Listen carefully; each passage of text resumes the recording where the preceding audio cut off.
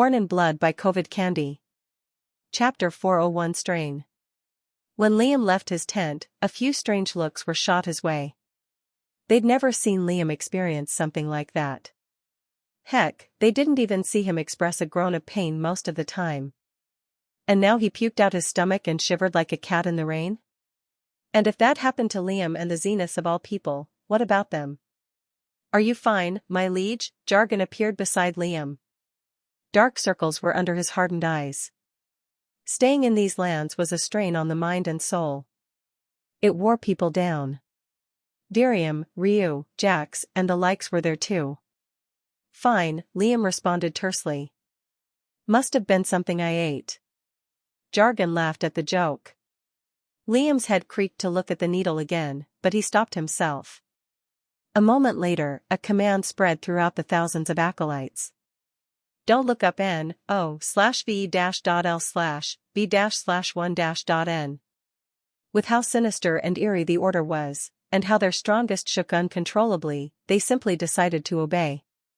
Now. How do I get these people past the mega colony? There's not even a way to curve around it. We're basically on the edges of it.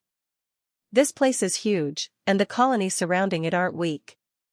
Even if we choose to attack them, there's no way we won't be caught, since there aren't any barriers to hide us. Liam's dark gaze surveyed the horizon. Not to mention, there's thousands and thousands of abominations. Everywhere. Somewhere in the distance, Liam spotted a colossal, muscular flesh giant casually climbing one of the obelisks. Then, it just sat there, hugging its knees, looking down at the city, keeping watch, with no visible eyes on its figure. Rank 5. The sky wasn't safe either. Each of the structures had some kind of monster that stood watch. One looked like a half-breed between a dog and a cat. A dog and a cat. Mixed. Oh, and it also had the wings of a dragonfly. Another rank 5. Some things were better off not being seen. But Liam could see how it sniffed the air, and how its ears twitched when the faintest sounds entered it. It even swatted away some abominations from the air, and Liam didn't know the reason. These were just a few among the countless other creatures that were clearly specialized in control. Liam rubbed his face with a groan. Quite frankly, it wasn't like he wasn't worn down by the cycle of killing. It was tiring, and if Liam's body wasn't automatically reinvigorating itself, heavy traces of it would show. "I'm stumped." Liam looked at Kitsu. Then, he looked at the Zeniths. Then, he looked at the acolytes. Then, he looked back at the mega colony. Liam hummed to himself. The best solutions are the simplest. For a few more days, the temple got as close as they could to the mega colony, but avoided even the rank 4 abominations. They were still an insane distance away. But one could never be too safe. Especially with that dog-cat thing. And finally, the group stopped their travels. They were in between two black mountains. Ryu looked at Liam with a confused gaze. "Why'd we stop here?" Ryu asked. The other elders listened and nodded. "You'll see," Liam said. A moment later, Liam went to Kitsu. After giving her a massive bucket of krill, he told her what he had planned. Kitsu went wide-eyed. "That would never work," Kitsu said with a slightly annoyed, slightly angry tone. "We'll get caught." "You never know," Liam responded tersely. "Just do it." Silence. Kitsu grumbled loudly. "Fine. Bad enough that I have to wear this stupid thing." A moment later, Liam commanded all the acolytes to mount the kitsune. From afar, it looked like the kitsune was being consumed by a pack of ants. But, weren't there 18,000 acolytes? What about the rest? Well, they would hang off its legs. And since the kitsune couldn't fly, the Zeniths were going to hold it up from its underside. All the while, Kitsu would disguise herself as an abomination. Soon enough, all the preparations were complete. The kitsune looked incredibly pissed off at the humans riding on top of it. Meanwhile, the acolytes were actually excited. After hearing about Liam's plan, they reckoned it was about time they got a break. And Liam did this on purpose. Having demoralized soldiers was not a good thing. Sun Tzu said so. Probably. The zeniths positioned themselves under the kitsune, their palms connected to its belly. A few moments later, the human-ranked acolytes of the temple were hanging off the kitsune like vines. They clung to each other like human ropes. Liam looked at Kitsu. He was sitting right above her jaw. "You can start now," Liam said. "Make it as ugly as possible." Kitsu grumbled. A wave of powerful mental energy rippled across the fox's figure. Instantly, Kitsu's features changed. From shimmering, golden fur, it went to filthy, tentacle-like protrusions. From 4 lustrous tails, it went to having 18. From 2 golden eyes, it went to 12. As soon as the changes took place, Liam commanded for lift-off. The zeniths below Kitsu slowly flew upwards, lifting it above ground. They went higher. And higher. And higher, until they were just a few meters away from the dark clouds. Liam had to choose between going through the dog-cat's path, or the blind giant's. I'd rather choose the giant, Liam thought. At least it doesn't have wings. Then, the kitsune spun its tails like a rotor. But in reality, the hidden zeniths below its belly were the ones pushing it forward. The human ropes at the kitsune's bottom were also transformed into abominations. Like so, they hovered through the air. They were going to fly over the mega colony. Other abominations shared the sky with them. But the kitsune in particular looked quite powerful. If one looked at it with a measuring gaze, they'd think it was a peak rank 5 creature. Thus, the abominations created a sort of path for the kitsune to pass through. And soon enough, the kitsune was flying over the mega colony. Liam didn't have time to admire the city below. As they continued forward, the giant raised his head. It had no eyes. Just a nose, human-like mouth, and ears. It tracked the kitsune through the air. Seconds felt like eternity. Liam's heartbeat was going to ramp up. The giant just continued looking at them. Suddenly, it lowered its head to the streets again. Liam heaved a long, long sigh of relief. They were through. Chapter 402 Empire of Courage. Flying over the mega colony was a surreal experience. In all honesty, it seemed as though they were birds gliding painfully close to the crocodiles under them. It looked as though a hand might reach out and seize them out of the air. It was unsettling. Not to mention, all around them were other abominations. Thousands. They were all heading to the same place Liam and the temple was. The line. For war. Liam couldn't fly above such a height either. There were still cloud leeches above.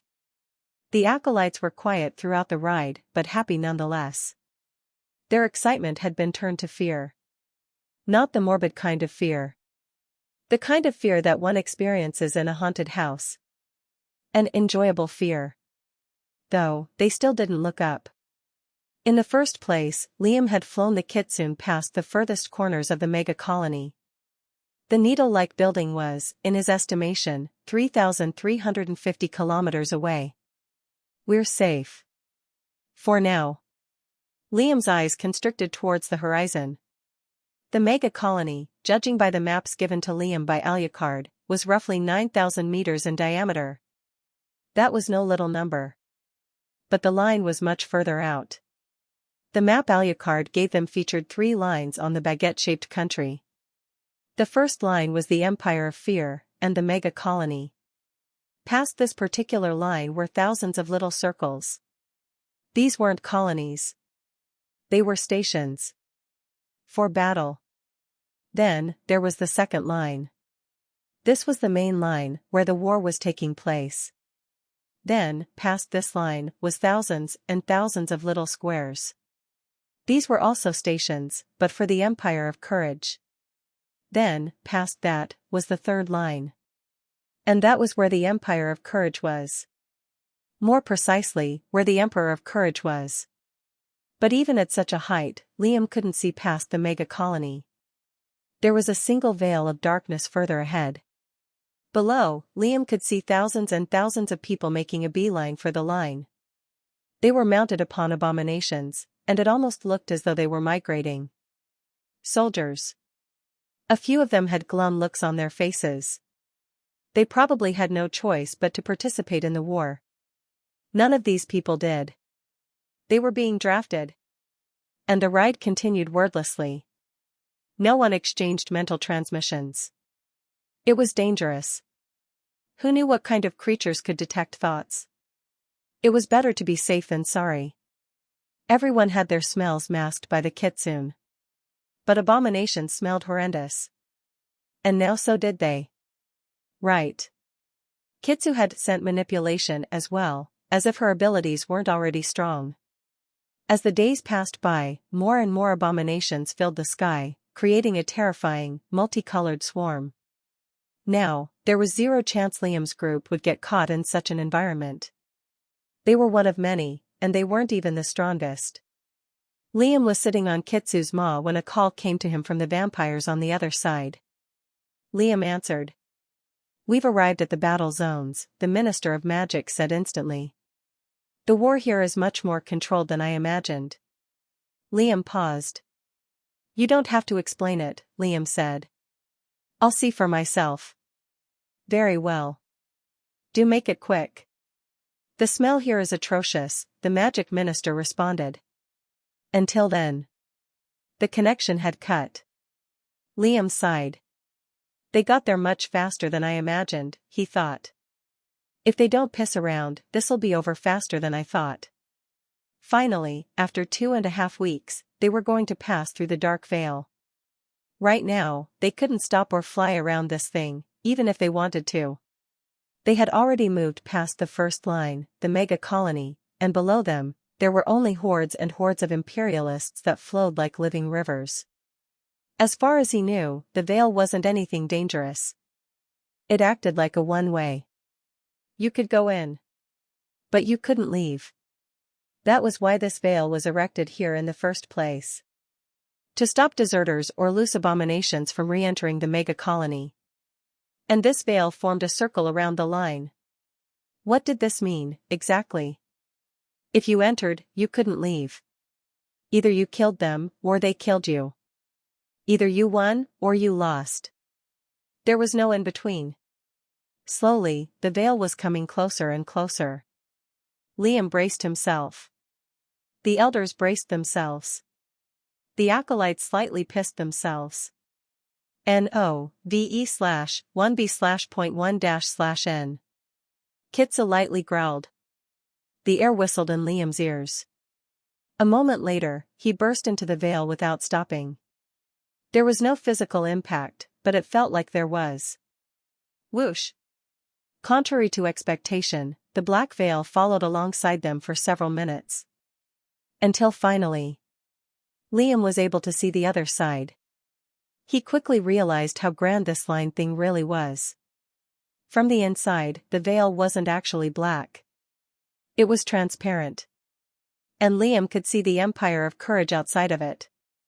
If the Empire of Fear was a grim deathland made for creeps and morbid individuals, the Empire of Courage was the complete opposite.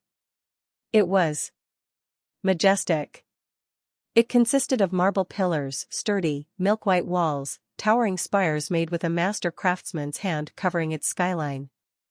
It followed sapphire blue and gold accents, which contrasted with the Empire of Fear's crimson and obsidian black. It built atop itself, rising to the skies. At its foot was a colossal, stone statue of an armored man, his hands resting on the pommel of a silver longsword, the tip of which was lodged into the ground. It almost radiated emotion. Like hope, resolve, grit and undying determination. A beacon for humanity itself. The lands itself were lush, filled with vibrant wildlife and tame magical beasts. It looked amazing. And in the peak of such a magnificent-looking place, there was one building in particular that looked like a javelin with a golden tip. It was definitely where the Courage Emperor lived. Liam couldn't help but look at it. Instead of vomiting, Liam simply felt nothing. Nothing in particular. Liam creaked his head back and looked at the Empress of Fear's tower. But there was also no feeling. The veil probably blocked it out. But that was the least of Liam's worries. Chapter 403 Dagger. There were several things that caught Liam's attention. Very strange things. Liam's eyes slowly trailed along, brushing past the thousands of battle stations that splayed across the line, each differing in size and power. Firstly, on one side, there were the Fear Imperialists, with their disgusting, threatening, morbid abominations.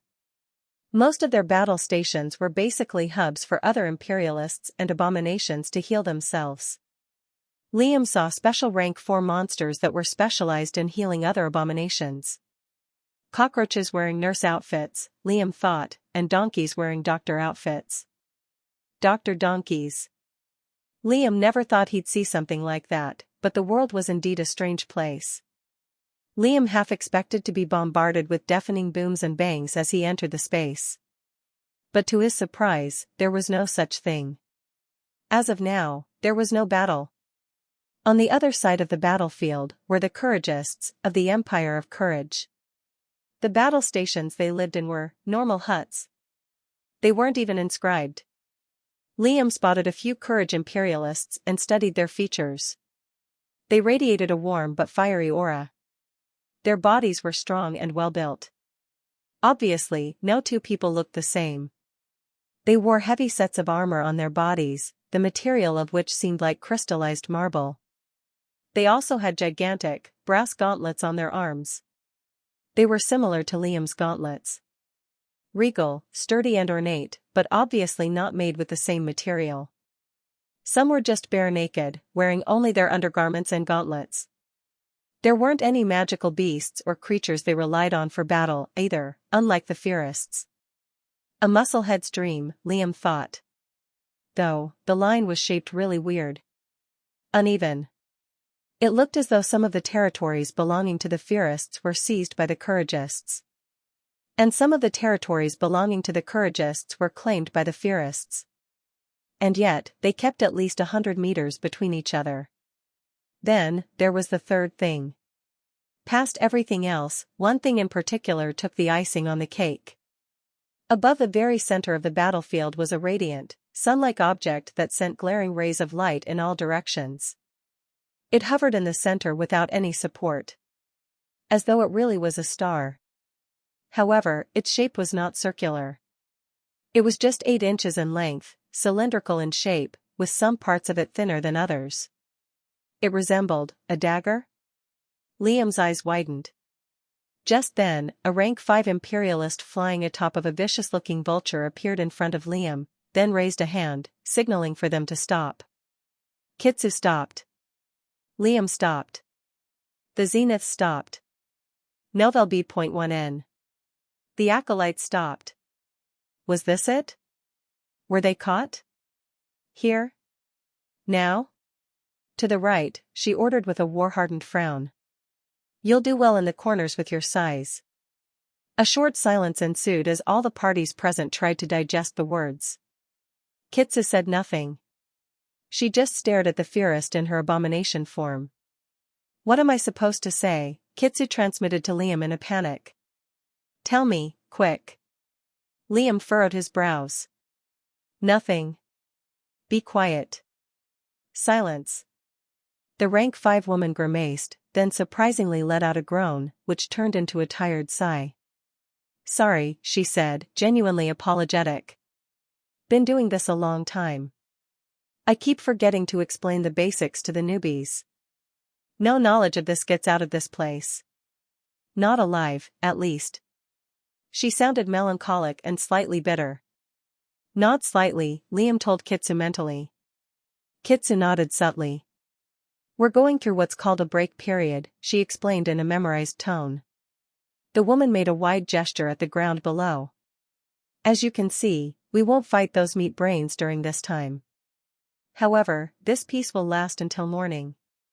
Another look at the sky made Liam realize it was night time. But the sun made it look like it was a sunny day. Once that continues, we're going to unpause our attacks and continue pushing forward. See that little glowy thing? She asked, pointing at the radiant star. On Liam's order, Kitsu slightly nodded again. That's your goal. If we take that down, we win the war. But if it was that simple? The woman sighed. There's a rank 6 force bubble stopping any outside forces from reaching it. Force bubbles.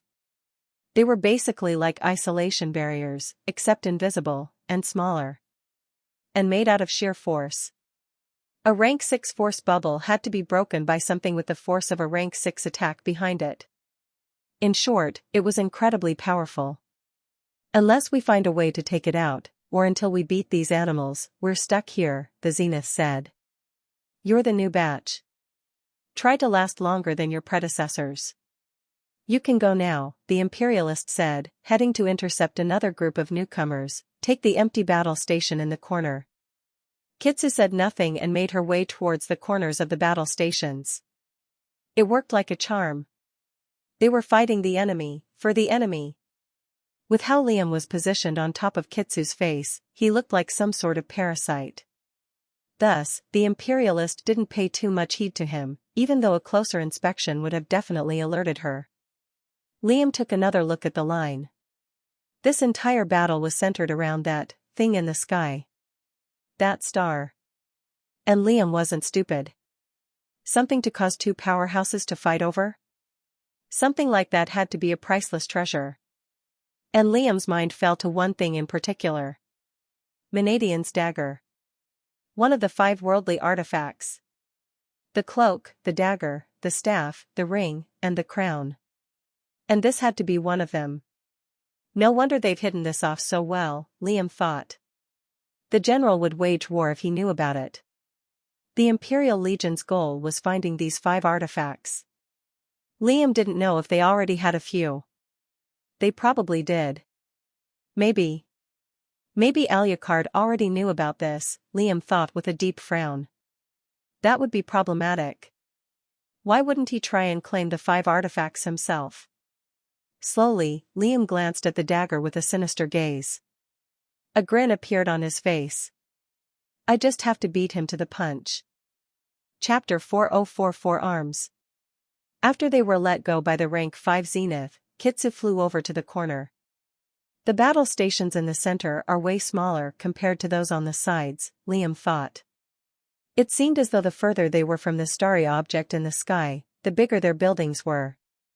There was a reason for that. The battles in the center are way stronger. Rank 5 cultivators and their likes probably fight there. The number of rank 5 and rank 4 cultivators is obviously less than rank 3 cultivators.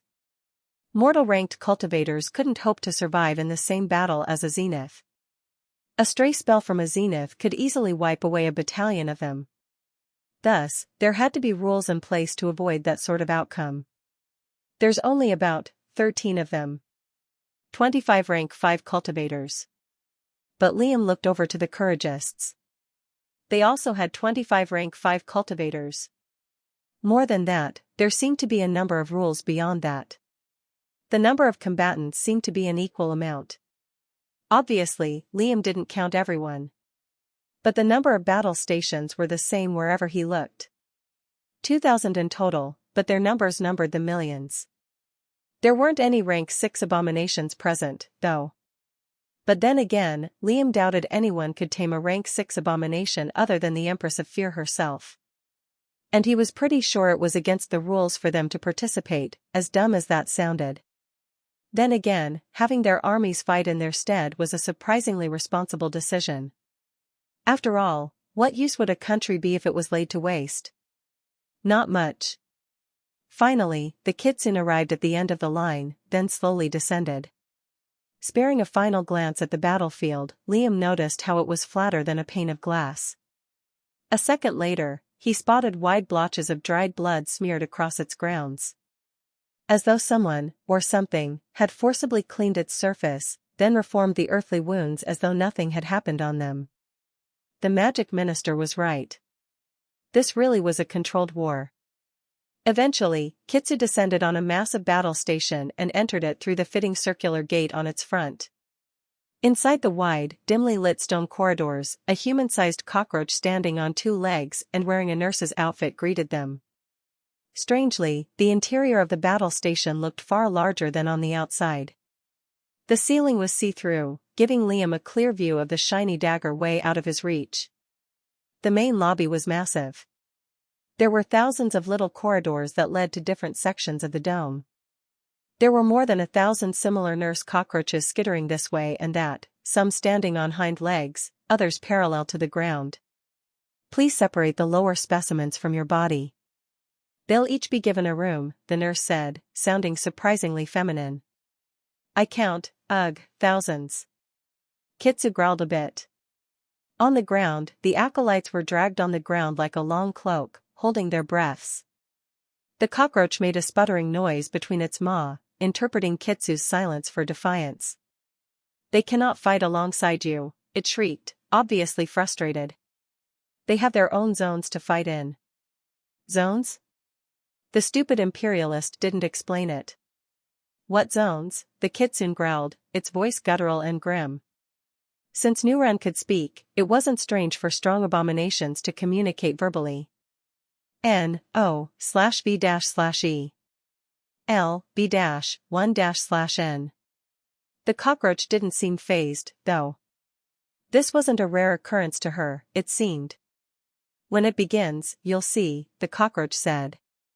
Do I have to call someone, or will you listen? Liam silently contemplated whether or not to kill it, and the rest of the cockroaches there. No, keeping them alive should be fine. We can't replace them. Besides, I fit in quite well already. As long as I make myself look more inhuman than I already am, they won't notice much of a difference. Liam transmitted an order to the fox. Fine, Kitsu growled slowly, prompting the acolytes to slowly drip off its figure. The kitsune didn't need to be around them for the illusions to work. If Liam could sever off a chunk of his mental energy, so could the fox. That said, the acolytes were obviously uncomfortable. Till now, they'd been hiding in between the fox's fur tentacles, away from danger. The elders were given more or less similar appearances to Liam, minus the 4 arms. Illusions were, well, illusions. Passing a hand through them would render them into harmless mist. The acolytes awkwardly scattered towards the hallways in groups, and Liam was among them. Meanwhile, the kitsune followed the cockroach into the largest room, looking pretty pleased with itself. There were no strange looks thrown Liam's way. Pretty standard stuff for an abomination. He made his way through the eerie, stone corridors, and picked a small room which looked surprisingly modern. Bookshelves lined the wall. What's an abomination gonna read, Liam thought to himself, but to his disappointment, the books were hollow. Sad. They've eaten through the pages. A slight silence ensued. Liam took out a jade that the Minister of Magic had given him, then imbued it with aura. The vampire answered. We're in, Liam said quietly. They haven't figured it out yet. There was silence. Is that so? The Minister of Magic said. Well. They haven't found us out, either, though that's only because we're living in the dirt. The minister sounded tired, as though teetering on the edge of falling asleep. We've been here for long enough. Should we call in the cavalry at dawn? Another silence ensued. The World Gate was with the vampires. That was the only way for the Alalian allies and the rest of the vampires to enter the fray. But obviously, not all the ministers were inside the line. The Minister of Transportation was on the outside, and once given a signal, she'd activate the World Gate. But Liam had a few qualms with that. That might work against us, he said. There are just 25 rank 5s here. There's no way that's all the rank 5 zeniths they have. It's just a limit on what they can bring. We'll be stuck in here unable to help while the real battle happens on the outside. Is that what you want? Liam asked at the end of it all. There was a rustling noise. Instead of the magic minister, the Minister of Torture responded with a dark voice. Get to the point, for arms. Chapter 405 Hook, Line and Sinker. Hook, line and sinker. Liam threw a bone, and they bit down as hard as they could. Liam had absolutely no doubt in his mind that he couldn't break through the force bubble on his own. Not even the strongest zeniths on board, Virium and Jane, could do such a thing. Perhaps not even the 18,000 members of the temple could do so. However, the Minister of Magic certainly had a few tricks up his sleeve. But not just him. All the ministers were incredibly strong. Jades didn't work at all once inside the veil, and yet the Minister of Transportation could somehow contact them. But that alone did not suffice. A large massive void could maybe, just maybe, rip a hole into the force bubble. Then, all Liam had to do was swoop in and yank it out. But Liam didn't want to reveal his void abilities. Nor his chaos or corruption. Hiding it wasn't impossible. Kitsu and the elders could help him with that. Vampires had no special abilities that he knew of, but it'd be foolish to assume they didn't. Back to the topic at hand, 2 seconds of silence passed since the Minister of Torture spoke. The star in the sky, Liam said, protected by the force bubble. If we claim it, I'm pretty sure the veil will open. Liam feigned ignorance. No, there'll be one in. There was no doubt in his head that the ministers knew about Alucard, if the Pasha himself had knowledge of the item. But when strong, one must act weak. And when weak, one must act strong. Sun Tzu said that. Probably. The star's protected by something in the 6th rank, genius, the minister countered. We can't damage it. How come you're so sure, anyway? We'll see, Liam said. Just wait until tomorrow. The connection was cut. The Minister of Torture cursed loudly. All the other ministers were quietly listening in. The vampires weren't stupid. If it was up to them, they'd call for the allies to come through in a heartbeat and get this whole thing over with. But the alliance worked both ways, and they couldn't act without their king's permission. And they couldn't actually contact him. The so-called signal the Minister of Transportation could provide was a simple on-off connection. Keeping it on for more than 10 seconds would alert the Minister of Transportation, who would contact Alucard and by extension, the Alalian allies. But they couldn't actually talk to those on the outside. Nor could they speak to their king. The tortuous minister heaved a long, angry sigh. I hate this prick. Liam heaved a long sigh and began cultivating until the inevitable dawn came. His gaze fell to the transparent ceiling, where the radiant dagger reflected in his multicolored eyes. Time passed. Due to the dagger, it looked like daytime all throughout. And slowly, the atmosphere outside the battle station was growing rowdier. Dump. Something heavy was thumping against the ground, causing the ground to rumble violently. Kr. Something was crackling like lightning. Liam rushed outside. The nurse cockroach was about to stop him, but he was already out, along with thousands of acolytes and elders. There, in the distance, the couragists were punching the ground in unison. Their gauntlets caused tremors to spread across the earth, despite the vast distance between them. Meanwhile, on the fiercest side, a lightning-type abomination crackled with lightning. It looked like a mix between a peacock and an owl, with bright yellow fur and sharp claws. Dump. Kr. It's starting, Liam thought seriously. Now that he was up close to the line, an invisible barrier kept the two parties apart. Certain areas of the land lit up with different colors, showcasing a mist-made number above them. Larger areas said 3, middle-sized areas said 4, and those in the center said 5. These were the zones. They were pretty self-explanatory. Each number corresponded to the rank one had to be in order to survive in that area. Higher-ranking cultivators couldn't go past their zones, from what Liam deduced. But there was nothing stopping the lower-ranked cultivators from heading into the former. Ryu, Virium, Orisa, and Jane appeared on Liam's side. We'll observe, Liam said, and the 4 nodded. No need to get high-strung. Just then, right below the blinding dagger, a timer appeared, creating a loud pinging noise as the seconds ticked down.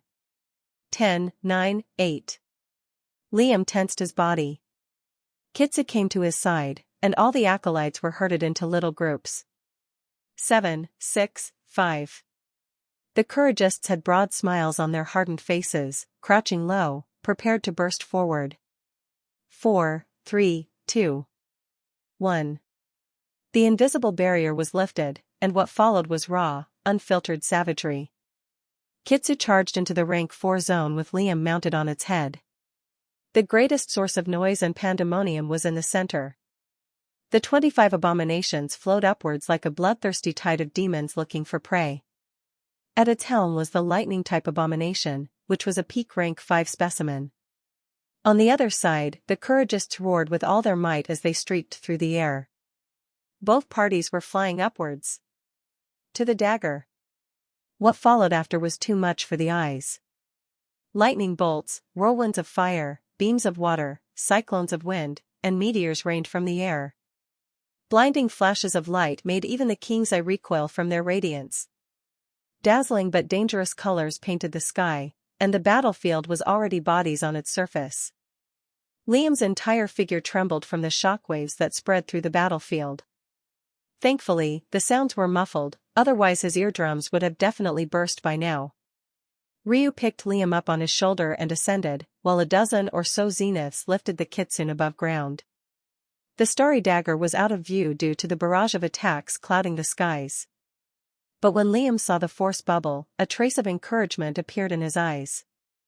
The force bubble didn't negate any physical attacks. When a rank 5 couragist attempted to punch through it, the bubble flickered violently, but didn't burst. Liam's thoughts were interrupted when a squad of furious screaming, armored men descended from the sky and interrupted his group. Chapter 406 Glorious. The battle raged on. There were so many sounds blended together, no one could accurately identify any of them. Meanwhile, Liam used Mind Edge instantly. The couragists were too fast. They were like streaks of light that targeted each zenith on the battlefield separately. Though he was no zenith, not yet, Liam was a threat as any other. As his vision and senses sharpened, Liam realized he couldn't get out of the couragist's range. He had his 2 arms stretched forward, as though they guided his flight. If Liam dodged, the zenith could grab him. If he jumped, the zenith could just change his trajectory and punch him. If he ducked, it would make him an easier target for the zenith to punch through. The elders weren't going to save him. Not by their own choice. Liam had told them not to. He didn't want to be restricted and protected in the middle of a fight, unless he was faced by something above his pay grade. Apparently, being charged by a maniacally shouting, 6-foot, heavily armored zenith didn't fit the category. In the first place, the elders had their own people to worry about. Liam decided to face collision head-on. The 4 blades glimmered darkly as dense waves of darkness aura gathered on their peerless edges. All 4 swords swung in an X shape, meeting the 2 brass gauntlets head-on. N-O/V-/E L-B-1-N. An ear-splitting mix of clangor and reverberation shook the air. Liam was sent flying, the world spinning around him, but he steadied himself mid-air. Instantly, Liam was separated from his group, landing on a patch of ground where a dozen or so abominations were flying overhead. The couragist who attacked Liam descended lightly a dozen meters in front of him. Liam's 4 separate attacks only managed to chip a bit of metal away from the gauntlets, but that was enough for the man's eyes to widen in shock. Most of the battles happened mid-air. They were zeniths, and they had the privilege to fight above the earth. But Liam's inability to fly made the couragist realize he was a simple mortal. And that mortal managed to damage his incredible gauntlets. "You're out of your depth, little reaper," the man growled, but it sounded like a compliment. "Little fish don't last long here." The man in question had no helmet on his head, but a full set of crystallized marble armor, making him look like a regal gladiator from ancient times. With the redirection cloak, Liam chose to hide the tentacles on his back. The hood on his head also obscured his features with a layer of darkness, making him look like some sort of reaper. Hence the sarcastic comment. Liam remained silent. Reaper had a nice ring to it. Sensing Liam's silence, the towering specimen took slow steps forward, a hardened look on his chiseled face. Liam didn't cower from another head-on battle. With a calm gait, he took slow steps towards his opponent.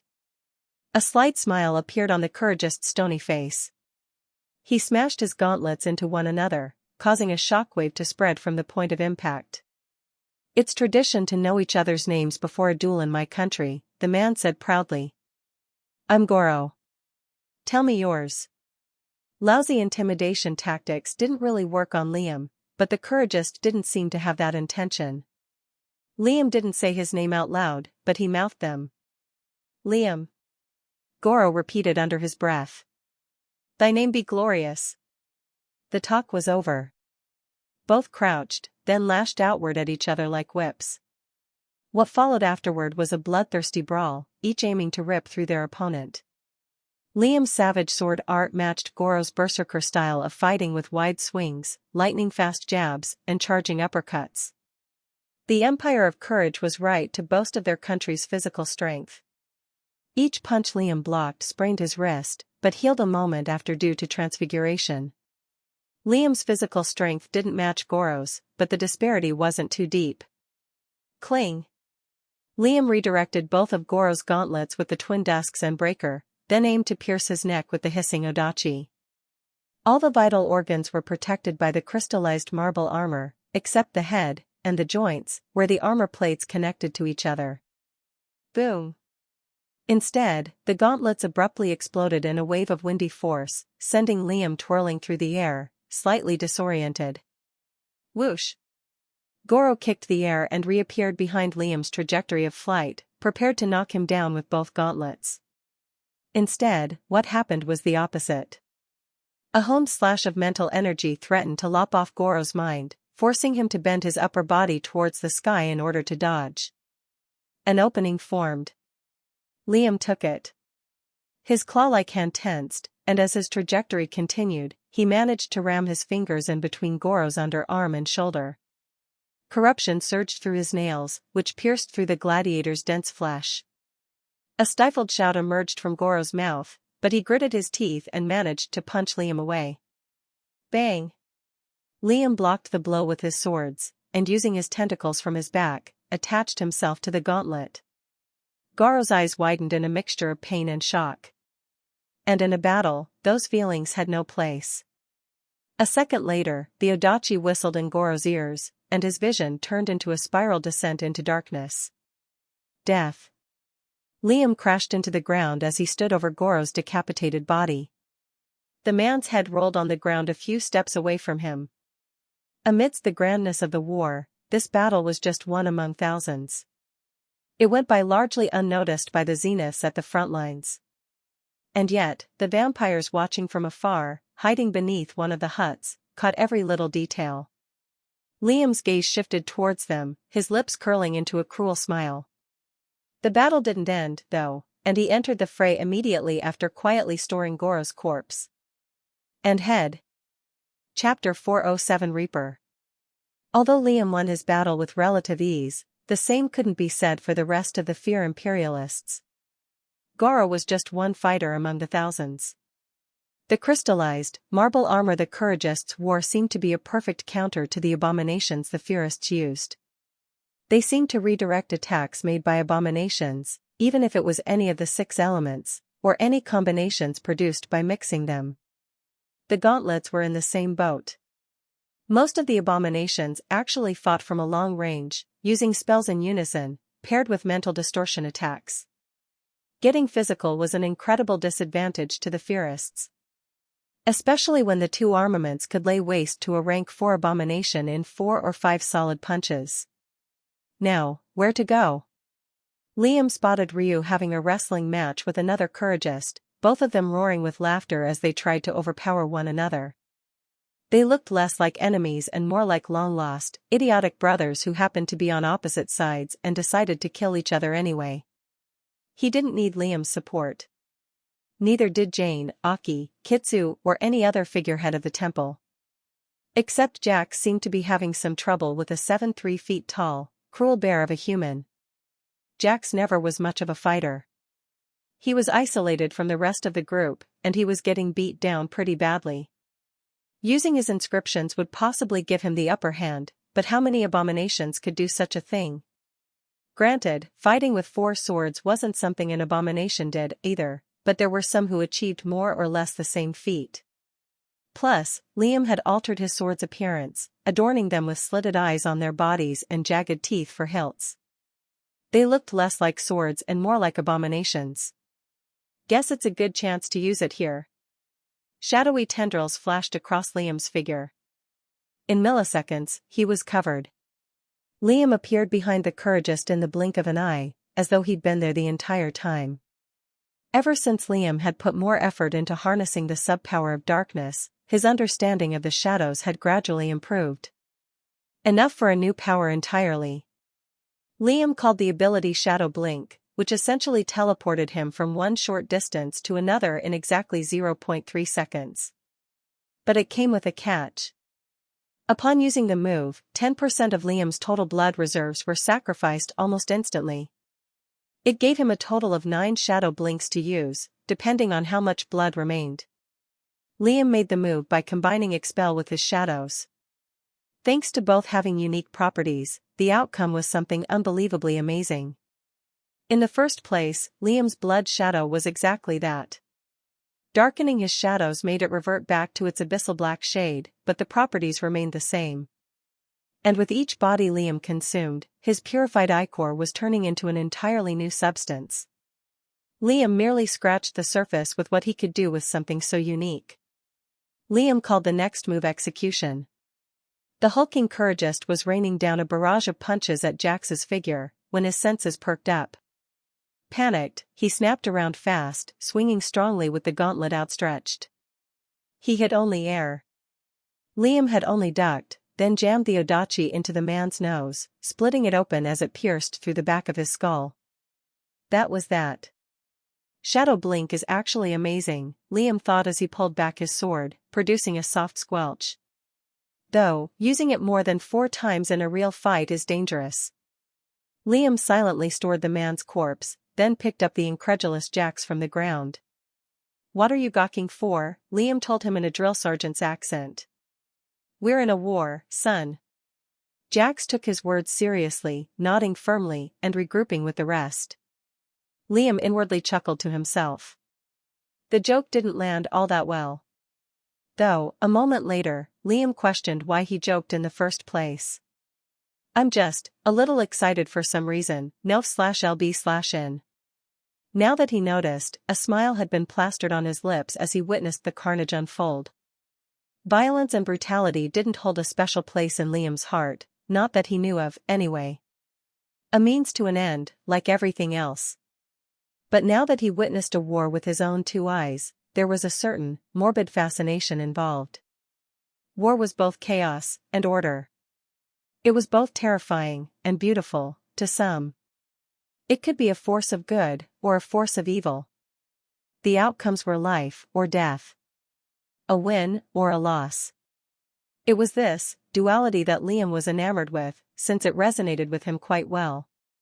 Maybe that's where my path is. Duality. Order and chaos. Chaos and order. Liam put the thoughts in the back of his mind, but he didn't forget them. Paths were something that defined the future of a cultivator. They were, in a sense, what allowed them to move to higher ranks. Liam's gaze snapped back to the center of the battlefield, where the priceless dagger still hung above reach, as though it really was a star. The brawl between the 50 rank 5s was still ongoing, without a moment's respite. Both sides suffered no losses despite the magnitude of attacks being exchanged, but the battle no longer had the same momentum it did in the beginning. The end goal laid there. If I use Shadow Blink while they fight. Liam thought, then instantly dismissed it. No, I'll die instantly. I have to get protection. As strong as the temple was, getting between 50 rank 5 cultivators was blatant suicide. No matter who it was. The vampires fit the bill, but they couldn't support him from the other side without exposing themselves. Not to mention, making things irreparably worse. But what if he had the protection of the Fierists themselves? To do that, Liam required a pristine reputation, built on the backs of corpses and adorned with blood. The Reaper had to become a symbol. Chapter 408 Reputation. Liam's understanding of power had grown as time passed. Enough to realize reputation was a branch of it. After all, the only reason Liam had authority was because the acolytes revered who he was as a person, and what he'd do if they disobeyed. It was his reputation, which came as a result of his power, that gave him such a high status. Despite him not even being the strongest in the temple. But reputations, rumors, and fears could be inflated above and beyond the norm. Propaganda was dangerous for this reason, since a lie could be masked as truth, and a truth could be made out as a lie.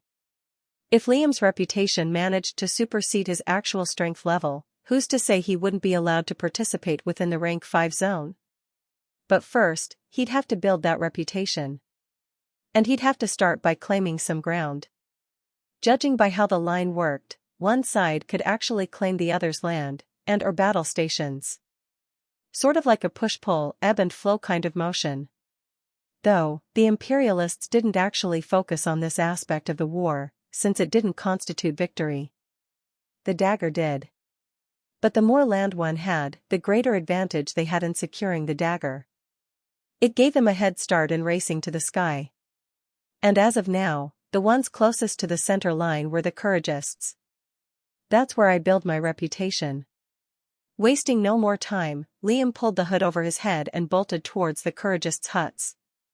The rank 4 zenith zone was where he could express his prowess to its limits, but Liam wasn't barred from entering the mortal side either. Liam pursed his lips momentarily, as all sorts of shockwaves caused his hood to flutter. N0 Veld 1N. Let's start from the beginning. Since it was behind their own line, Liam spotted a few zeniths in those mortal battle stations. Probably for protection. Liam gave the nearby elders a transmission message of his plan. Before they could respond, Liam had already run off like a bolt of lightning.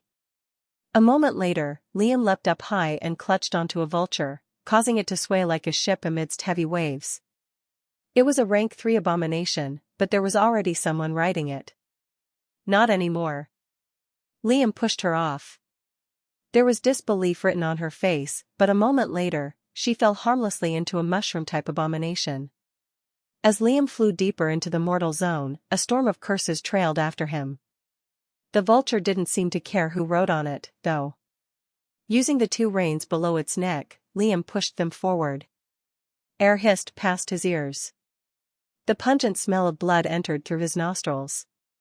A battle raged on below him, but Liam continued flying unhindered by any major attack, dodging the minor spells shot his way.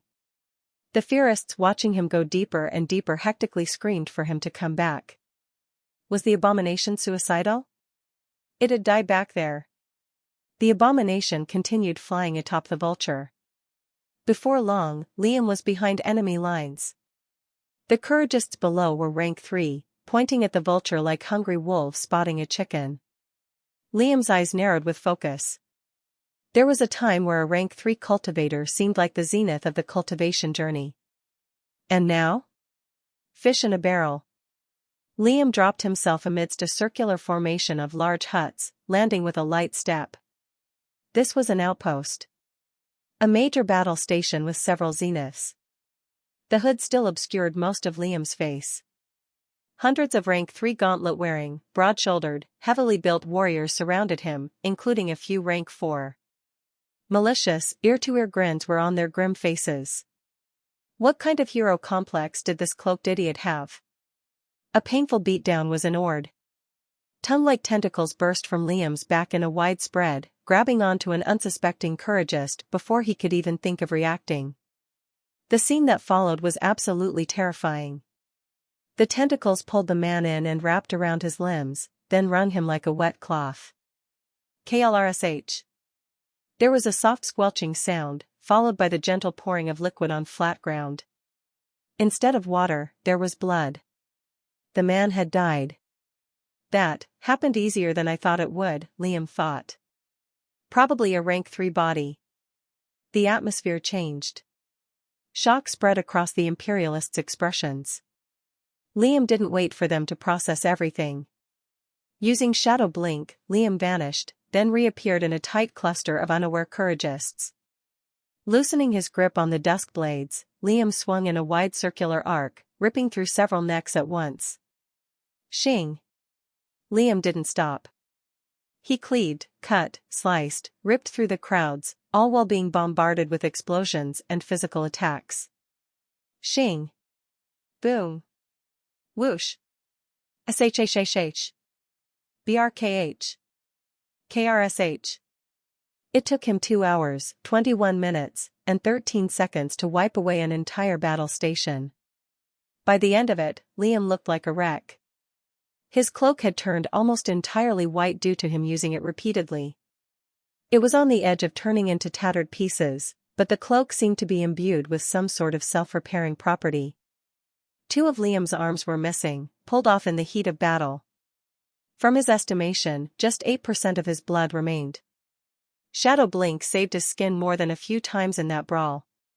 Whenever he was about to be overpowered, Liam used it, but the Couragists weren't weak at all. Liam fought without using any of his major abilities, though. Just in case someone stronger was watching. All that aside, thanks to his efforts, an entire battalion of Couragists were cleared. Time to get out of here, Liam thought with heavy eyes. Those fighting in the mortal zone slowly realized they weren't getting support, and the Fearists pushed them back. Before long, the Fearists claimed that patch of land. But as they saw the mutilated bodies littering its grounds, they took deep breaths. They remembered the abomination that flew atop the vulture. The hooded figure. With the cloak. Was that what caused the carnage? And so many of them? Rumors were spread. A legend was being born. Chapter 409 War. At dusk, the war came to a halt. The line flickered with an invisible wall of force, and the 2 sides were instantly separated. A moment later, the once flat, now ravaged ground between them opened up, swallowing all the corpses on its surface. Abomination and humans alike. It wasn't a physical opening though. A thin, glass-like barrier held up the living that stood on top of it, while allowing the dead to plunge into an umbral abyss. That was that. No one had managed to touch the star in the sky. Neither side was able to. And there were massive casualties. 21,300 from the Couragist side, and 19,000 from the Fearist side. Yet, the battle of 50 rank 5 zeniths resulted in 3 deaths. 2 from the Fearists, and 1 from the Couragists. That was no small loss. It was even worse than losing 10,000 mortal cultivators. New batches of cultivators came once every 2 weeks. This meant that, for the next 2 weeks, the Fearists would have to fight with 48 instead of 50. While the Couragists would fight with just 49. When considering this fact generally, this wasn't a big deal. But the reality of it was different. The lives of the Fearists got way harder. They needed to use strategy and tactics to close the gap between them. Although the gap was small now, it could be made much, much worse over the next 2 weeks. In fact, this rule was made for that exact reason. What use would a war be if both sides kept replenishing their numbers? This battle wasn't just battle prowess. One side had to completely dominate the other. During the nighttime, there was unrest. Within the corners of the line, on the Fearist side, pretentious rumors of a legendary abomination were spreading to other battle stations. They called it the Reaper. The Cloaked One. The White Assassin. So pretentious. And stupid. Who would believe such a thing? Dropping behind enemy lines and killing hundreds? Stupid. A mere soldier killing several zeniths? Stupid. A children's story was more believable. Most of the Fearists were unamused by the gossip. Especially the rank 5 cultivators. They weren't even aware of such a thing. They had their own problems to worry about. Mainly about winning the war. Not engage in silly talks about something that probably didn't even happen. Thus, the rumors remained as mere rumors. Then came dusk. More death. More corpses. More blood spilt. Booms. Bangs. Shockwaves. Chaos. Then. There it was. The vulture. And the cloaked one above it. The Fearists barely caught a glimpse of it before it flew behind the enemy's line. A moment later, his shrouded form had completely disappeared. Hours passed as the battle raged on.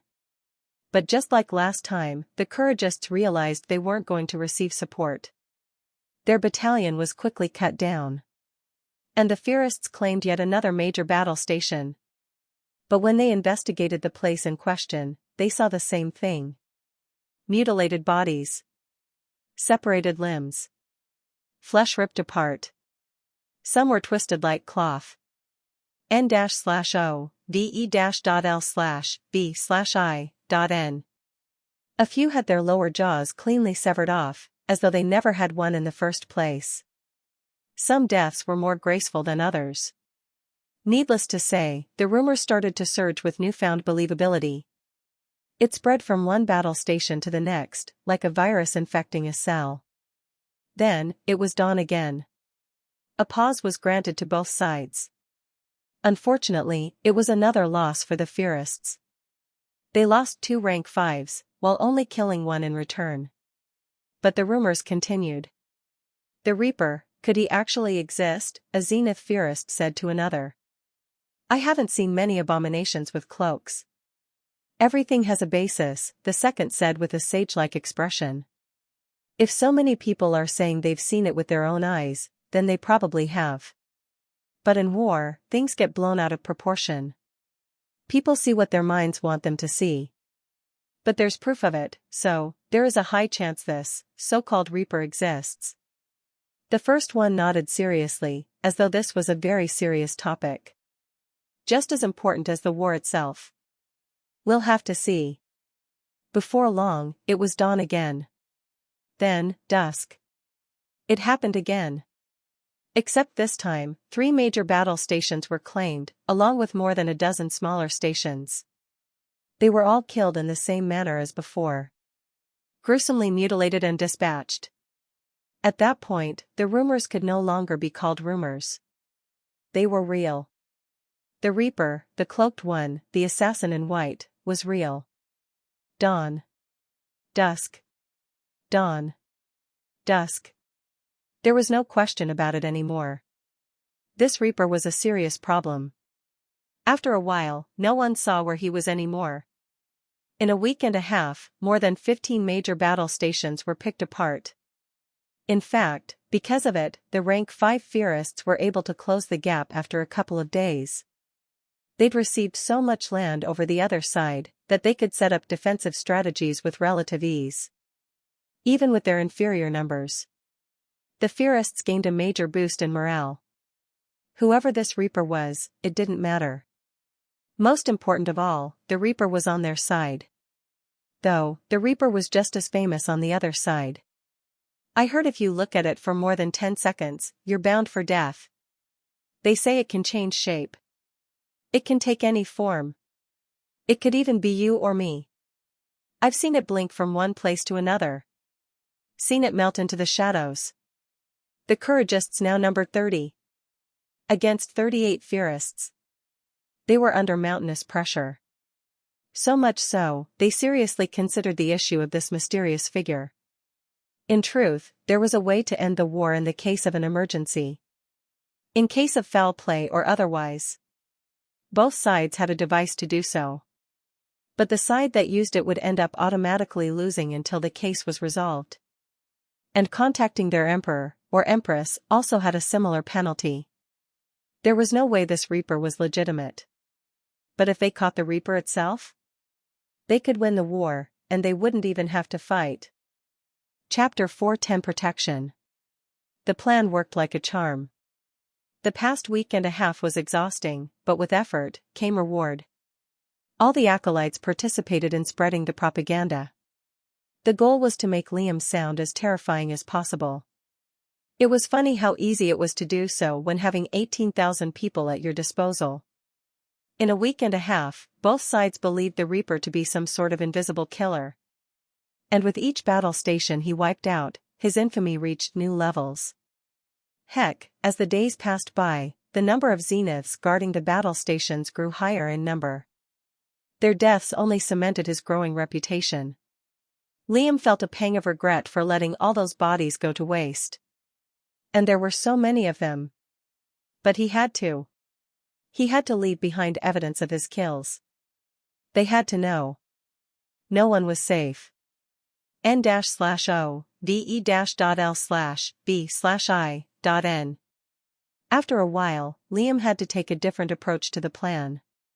Since his side was losing, he had to request a bit of support from the vampires hiding beneath the earth. During the coming battles, they subtly, silently, indirectly caused the death of a handful of couragists. Once, Liam saw an instant flash of invisible blue energy cause a rank 5 couragist to suddenly fall asleep mid-attack. Well, to anyone else, it was invisible. To the king's eye, it was not. By the time the man was awake, a charged thunderbolt struck him square in the face, turning it inside out. That power was just stupidly strong. After a few more days, the gap was closed, and the Fierists were winning. And now, the Reaper, the Cloaked One, the Assassin in White were names to be both feared and revered. And yet, Liam hid himself quite well. The rank 5 Fierists tried to look for him, but were unable to. Liam dormantly hid himself inside the shadows until they dropped the case. But, what now? What was next? After just one more day, a new batch of dual imperialists would arrive. And all the progress Liam and the temple made would go up in smoke. But Liam couldn't just keep claiming land. It was no longer necessary, and it didn't make sense.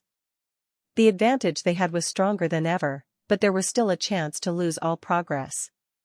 Desperation was the kryptonite of superiority. It often led groups to higher risk, higher reward scenarios that made, or broke them, regardless of who had the advantage. This was why a cornered animal was so dangerous. They would put everything on the line, including their lives. But that was part of the plan.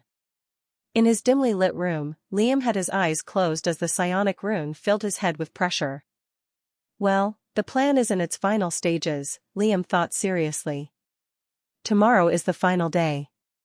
Once upon a time, his head nearly split apart when merely glancing at the rank 4 rune. Now, he could maintain a clear line of thought, even as his mental sphere steadily expanded. The pain was the same. The tolerance was different. I've already told the vampires their jobs. Whether or not they follow it is a different matter entirely. I need to make sure Kitsu and the rest know what they're doing, too.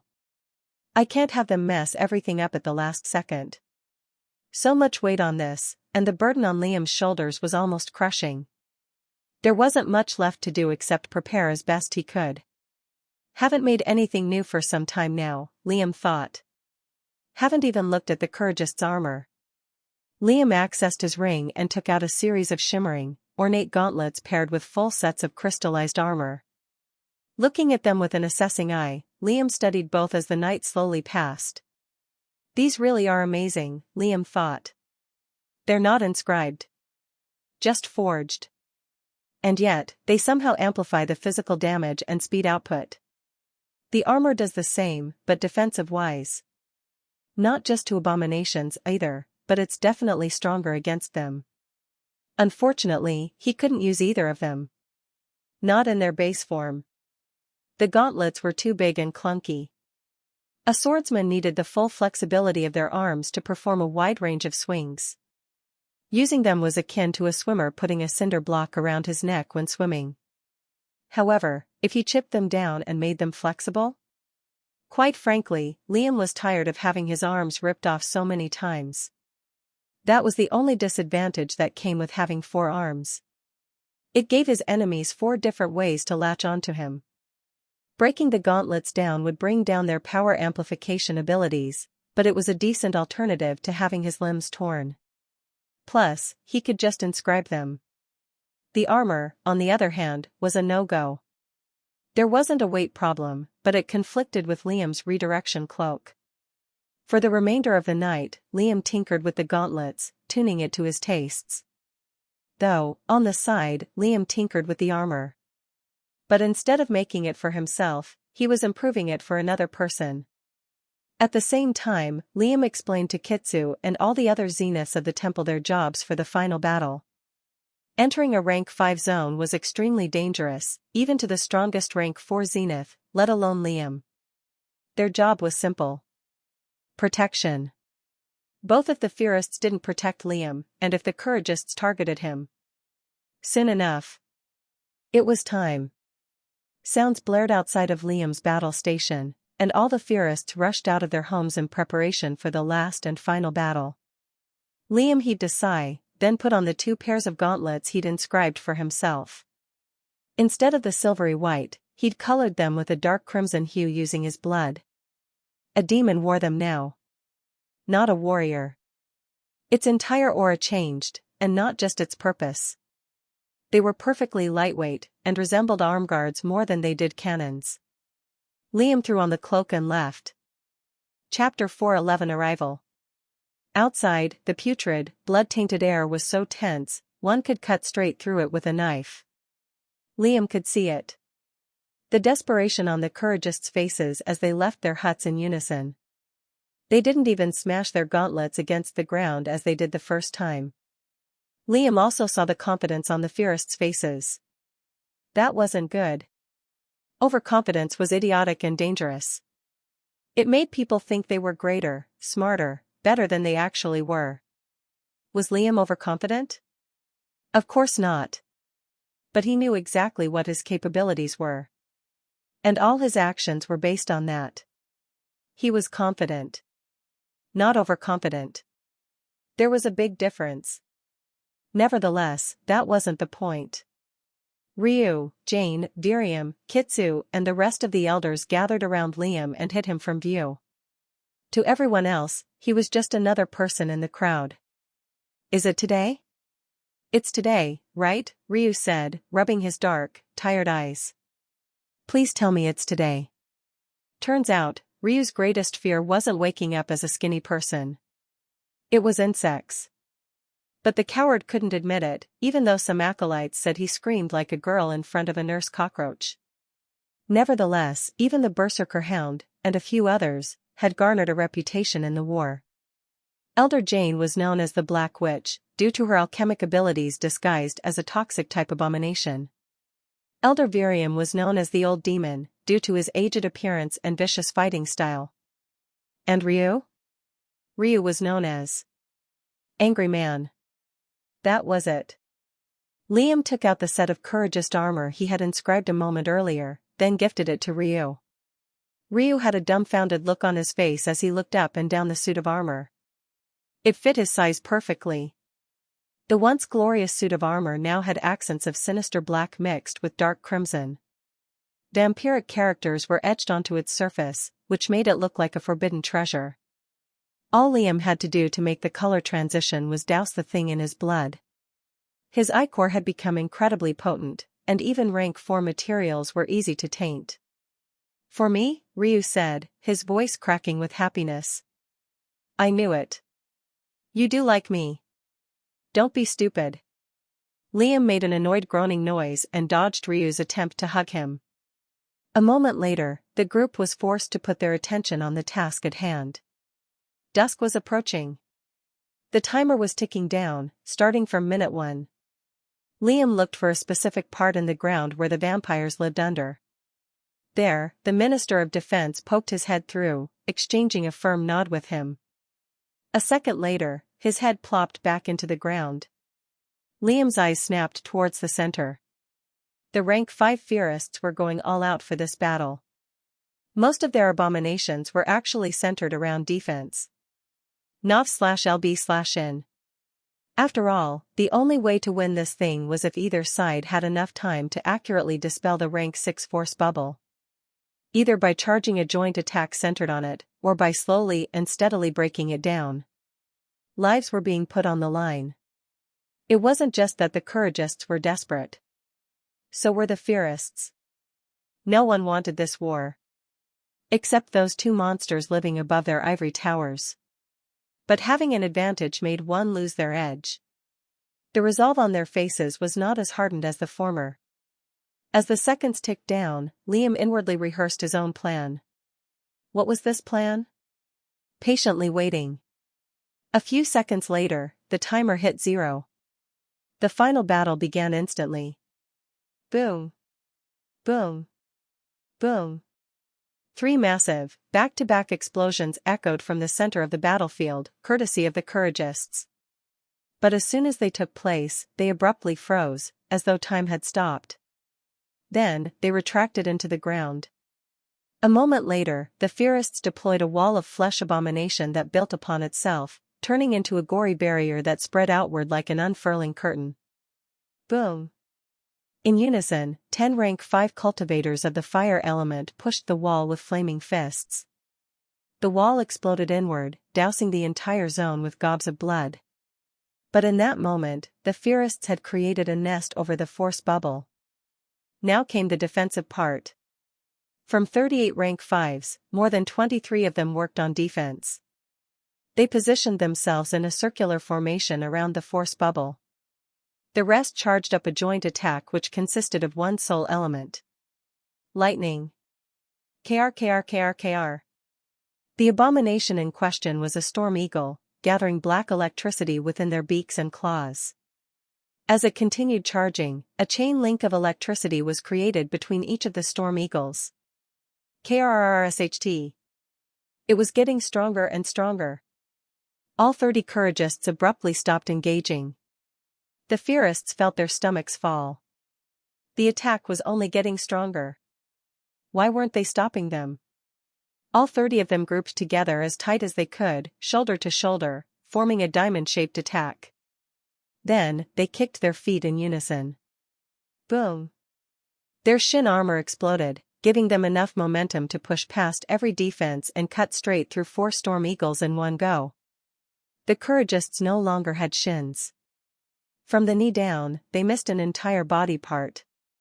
But wicked smiles were on their faces. This was an all-or-nothing move. The chain of electricity was broken, but there were still 12 of them remaining. All the arcs connected, then condensed into a single lightning bolt shooting straight towards the force bubble. KRRSH.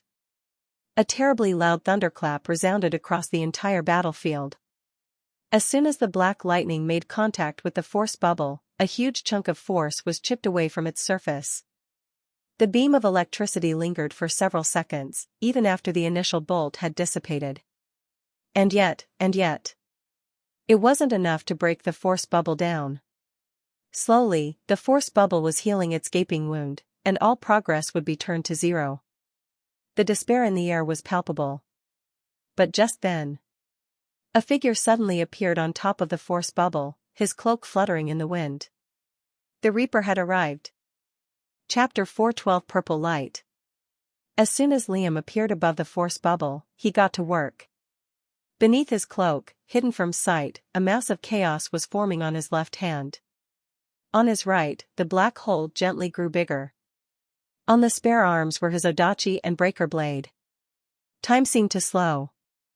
As soon as the Reaper appeared, there was a pause. An actual war just stopped. It seemed like an eternity, but the reality of it was different. Hundreds of thousands of eyes converged on the radiant star. Except this time, their attention was on the person beside it. There was a difference between hearing about something and seeing it. The cloaked one was real. No one could deny it anymore. The Fierists' eyes shone with various emotions. Admiration. Awe. Amazement. The Couragists' eyes shone with the opposite. Anger. Disdain. Fear. And suddenly appearing like that made everyone realize that this was no normal abomination. After all, teleportation was something few cultivators were capable of doing.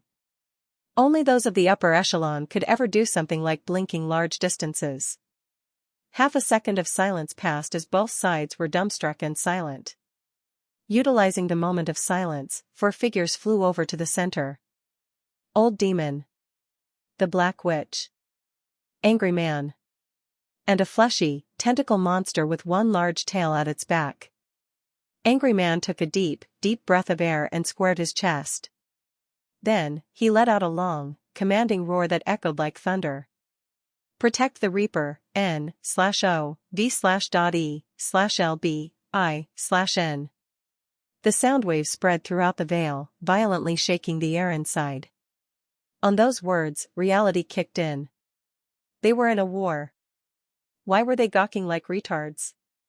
Instantly, the rank 5 and rank 4 Fearists sprung into action with renewed vigor and strength. They surrounded the force bubble from all directions, in a tight-knit defensive formation. They didn't even question what, or who, the Reaper was. All they knew was that he was an ally, and that he was fiddling with the force bubble to take out the treasure inside. That was all they needed. The Couragists weren't idle, either.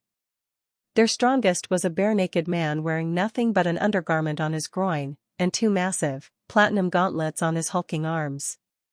An aged beard sat on his chin, and his eyes were like iron. His title? The Centurion.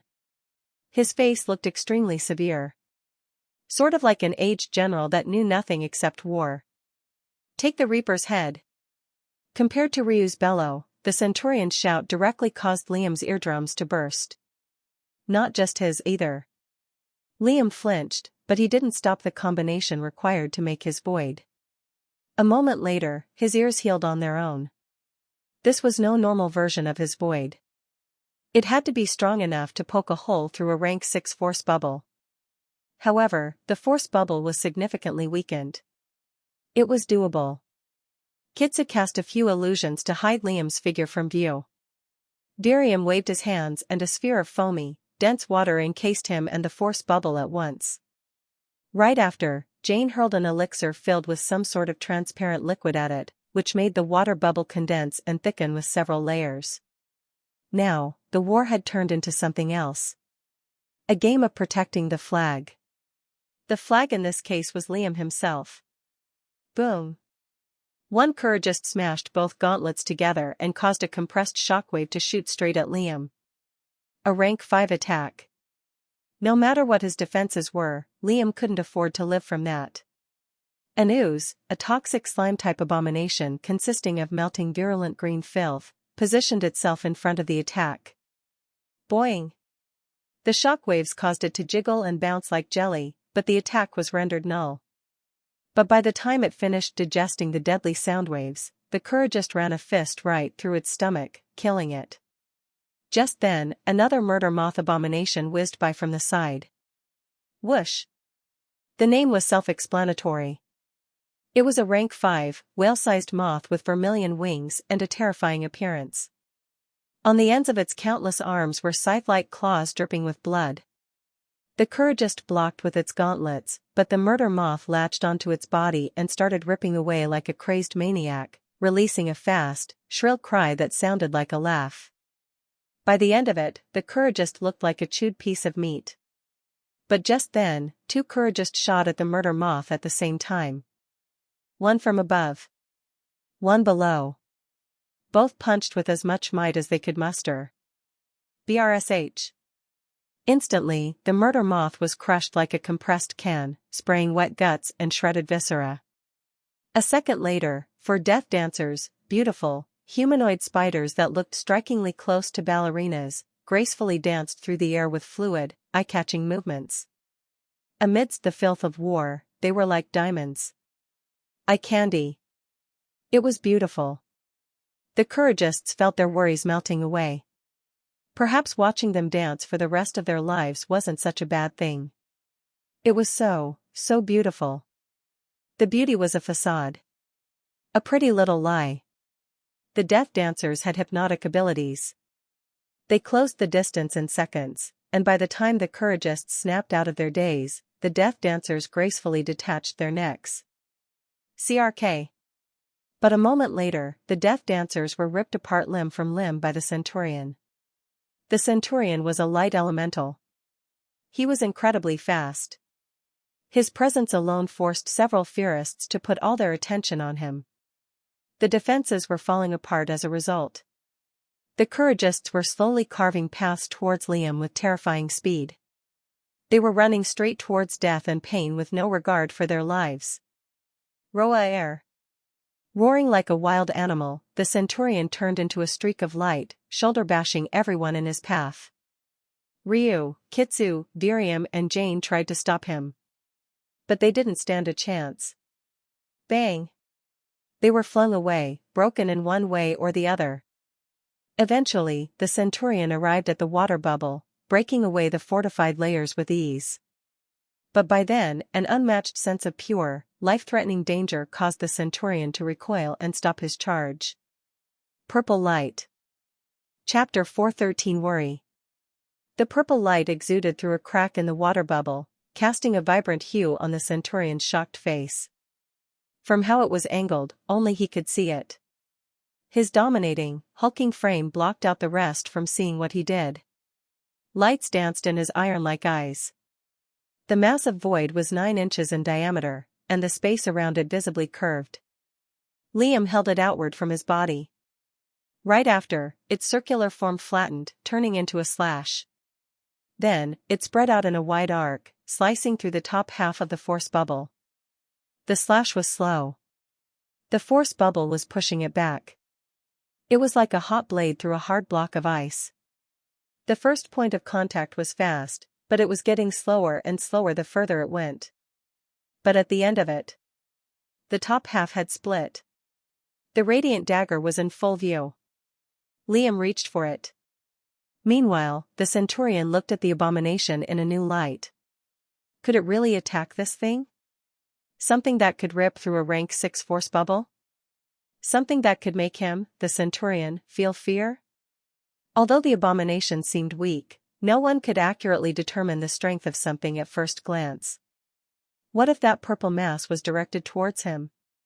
Would a rank 5 body endure the attack? Could he steal the dagger first without being attacked? Nanoseconds passed. The rank 5 mental sphere was incredibly fast at calculations. I'm the centurion, damn it. Curse it all. Clasping his fists and raising them up high, the centurion made a downward strike with all the power in his body and core. Bang! Silence. Confusion.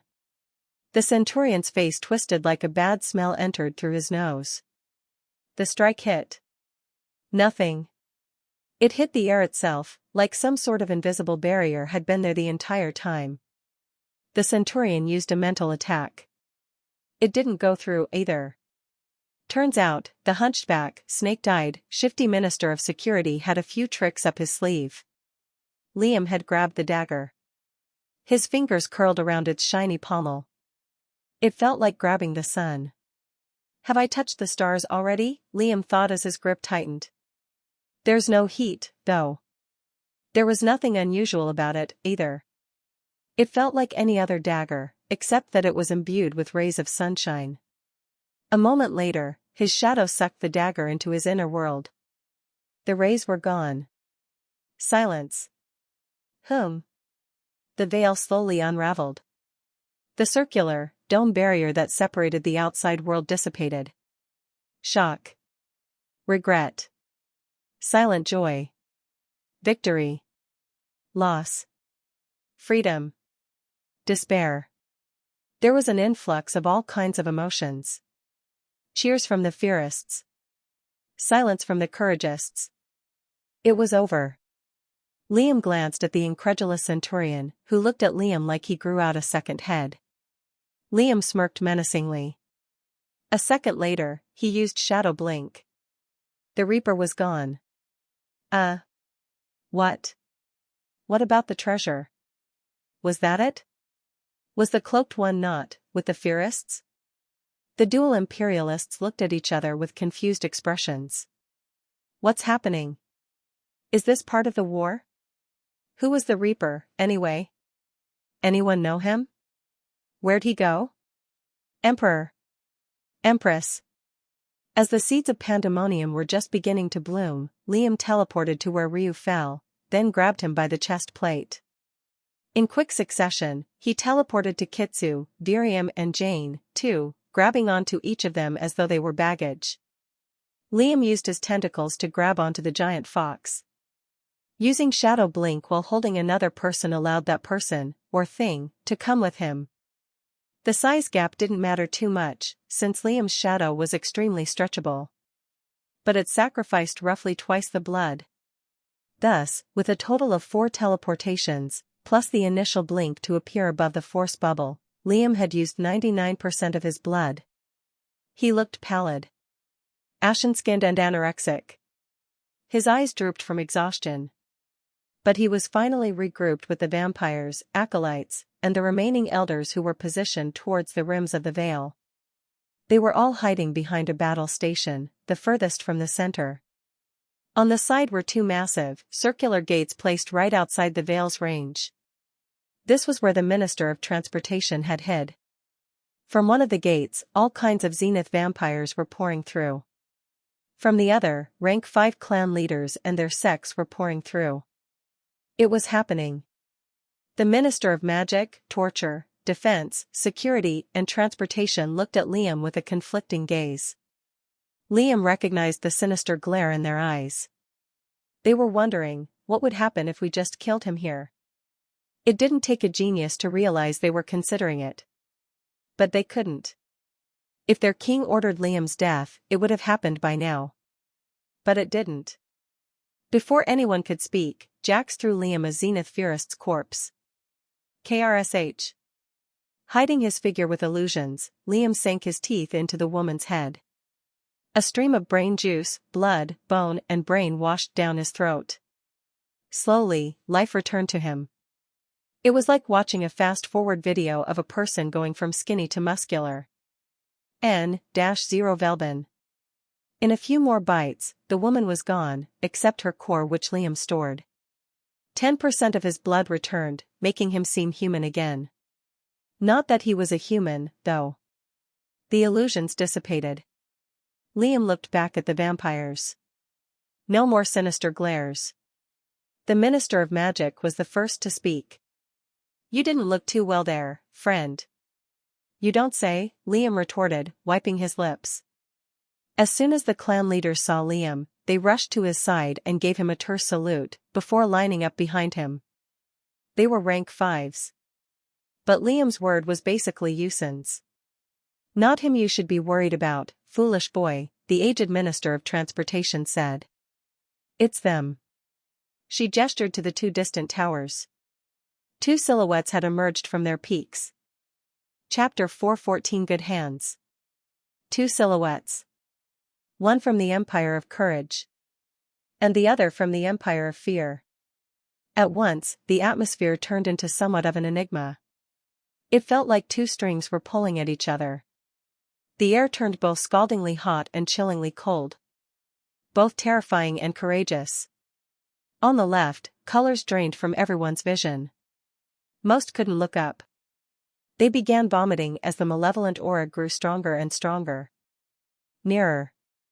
On the right, a warm, sunny feeling washed over those who felt its presence.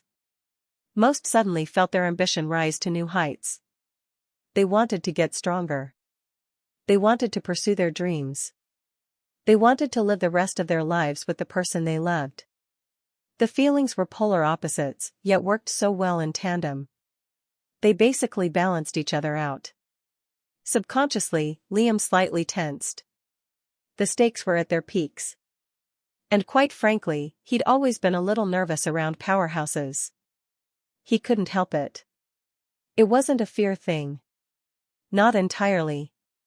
But it was more about being faced with something insurmountable.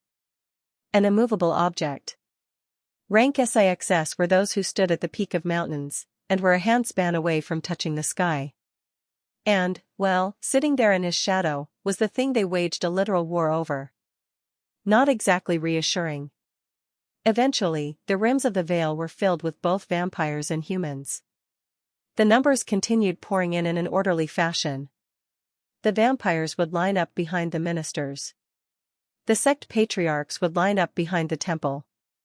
6 of the 7 clans had also arrived, each of them giving Liam an assessing gaze before saluting him. Water dragons swarmed through the gates and circled the hordes of people above ground. Beside them were the swarms of dragon-sized bats and skeletal dragons. They filled the sky with their numbers. Miasma Queen, Myriad Brush, Cerulean Dragon, Sun Spear, Unmoving Mountain, Felling Wind. All of them were present except the Luminous Light clan. As expected, Quan really wanted nothing to do with this battle. Before the two silhouettes got any closer, the gates suddenly flickered. Emerging from them were two distinct individuals. Usen and Alucard had arrived.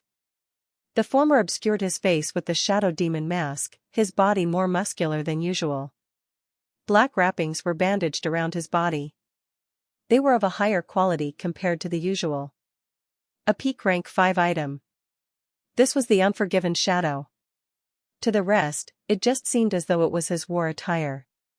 To Liam and those who knew better, Ucladd was hiding his pallid sickness with the usage of pills and clothing. More than 7 months had passed since they'd set foot on the Dual Empire's lands. end.He/L/B/.I/N. And the only reason Ucladd had remained alive till now was because he'd entered a dormant, comatose state to extend his life. His aura looked solid, Liam thought.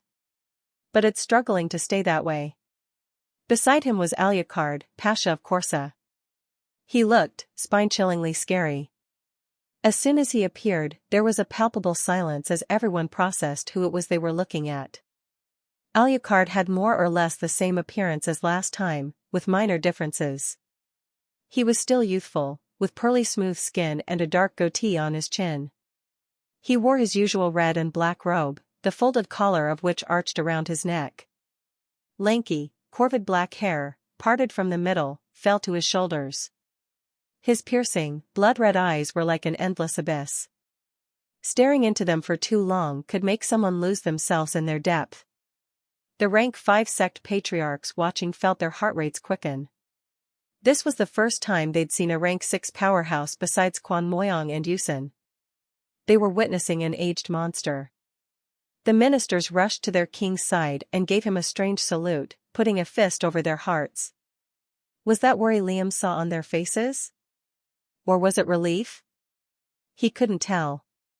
Glancing to the side, Ucladd gave Liam a terse nod and short smile. Then, his gaze fell to the sky where 2 figures were readily approaching, flying directly over the veil. Ucladd walked over to where Liam and the elders were. Liam couldn't see his face, but he had a feeling the Unforgiven was smiling behind his mask. Despite the looming threat, he somehow made the time to make small talk with the elders. "This is what we have been working towards," Ucladd said, his voice muffled and distorted. "I'm proud of you all." The elders held back tears. Jane and Aki silently let it all out, though. Meanwhile, "Sure took your time, scoundrel," Ucladd transmitted to Liam alone. Despite his outward seriousness, he was definitely smiling. "Worked out in the end," Liam said, smiling similarly. "Got one of the worldly artifacts. Dagger." Ucladd's eyes widened slightly, but a moment later, his face grew hard. "You can't hold on to that." Liam arched his brow. "What?" "Keeping it makes you a target," Ucladd responded firmly. "If you're thinking of holding on to it, don't. No reason to. Doesn't work without the rest, anyway. If that invasive maniac finds out, he'll lay waste to all of Ucladd just to get his hands on it. Just use it as a bargaining chip." There was a pause. Liam eventually nodded. Parting with the artifact before even knowing what it did was a bit heartbreaking. But sacrifice was a requirement for the greater good. Good. Glad you understand," Ucladd nodded to himself, his gaze creaking to the side. The emperors were dangerously close now. Well, they were still an incredible distance away, flying directly above the center of the veil. But even from there, the danger the lower ranks felt was unreal. Ucladd gave Liam and the elders a serious nod. "Go," Ucladd said firmly, then smiled. "You're in good hands." The elders felt like something had caught their throats. They held back tears. Giving Ucladd a salute, the alliance members complied, perching on the water dragons provided by the Cerulean dragon sect and flying to safety. But the elders couldn't help but stay in place, reluctant to leave. Some had already begun crying. Ucladd was a mentor. A leader. A friend. They wished there was more time between them. To share an ale. Reminisce. But there was not. Take care of them. With that final transmission to Liam, Ucladd and Ucladd left the ground and flew towards the emperors. Chapter 4:15 Therapy. The clouds were gradually fading, for reasons Liam didn't know. As they spread apart, the first sunlight he'd seen in months reflected in his steely eyes. 4 powerhouses. The Temple of Shadow's eyes watched as Yusin grew further and further away, Alucard at his side. They were approaching the Emperors. Seeing Yusin flying away, Liam perched atop a free water dragon, and commanded the others to do the same. I doubt anyone except them can deal with each other, Liam thought. All we can do is piss off and wait until they're done. There's a chance we won't even have to fight once they're done with their fight. Liam glanced at the thousands of acolytes lined across the horizon. They wept silently. But the elders were doing their absolute best to keep their emotions in check. They had to keep a strong face. If they broke down, that would only make them look weak and devastated. Especially when the enemy, and the temporary allies, were watching. Liam gave them all a firm stare. Truth be told, he couldn't just shout at them to get a move on. That was extremely inconsiderate to the situation at hand. And unwise. But he also had to do something. But no speeches. That wasn't him. No way. Not at all. Liam let out a long sigh. Damn you, Yusin. But you're already damned. But then so was he. Taking out a voice amplifier from his ring, Liam placed it on his throat. The voice amplifier was a coin-shaped item that had no purpose, other than to increase the volume of something. I'll say this once, Liam said, his terse voice spreading across the 18,000 acolytes. Countless eyes snapped towards him. Even those of the Alliance. If you accept me as the temple's head, then don't question my decisions and obey my orders. A serious pause. Liam's eyes narrowed and his face tightened. And if you don't, then stay here and die. Silence. Blunt. A few processing seconds passed. But effective. Immediately, the acolytes and elders sniffed up all the mucus and tears streaming down their faces. Then, they looked for water dragons in large groups. end.He/L/B/.I/N. Most of the elders flew outside the range of the rank SIXS, with acolytes trailing behind them. The figureheads, on the other hand, perched on the same dragon Liam did. Then, Liam pulled the water dragon's reins. It echoed with a shrill roar, then took to the skies. The Temple of Shadow was not based upon love and care. Nor equality or emotion. It was based upon brotherhood and respect. You didn't ask questions. You just did things and were rewarded accordingly for doing them. A moment later, they were soaring through the air and heading as further away as they could from the veil. Liam tried catching a glimpse of the 4 powerhouses, but a nauseous feeling grew in his stomach, denying him the chance. They were in the dark. Do this often? Yusin asked Alucard as the two slowly approached the center. Haha. You have the wrong perception of me, friend, Alucard said conversationally with his gaze forward. With age, comes wisdom. I prefer negotiations. Spoken like a true pacifist. Huh. Pacifist, Alucard laughed to himself. Funny word, that one. As they got closer, the two were forced to save their chat for another time. Yusin's eyes honed in on the appearance of the 2 emperors. The Empress of Fear was first. To any other person, they would not be able to see her clearly.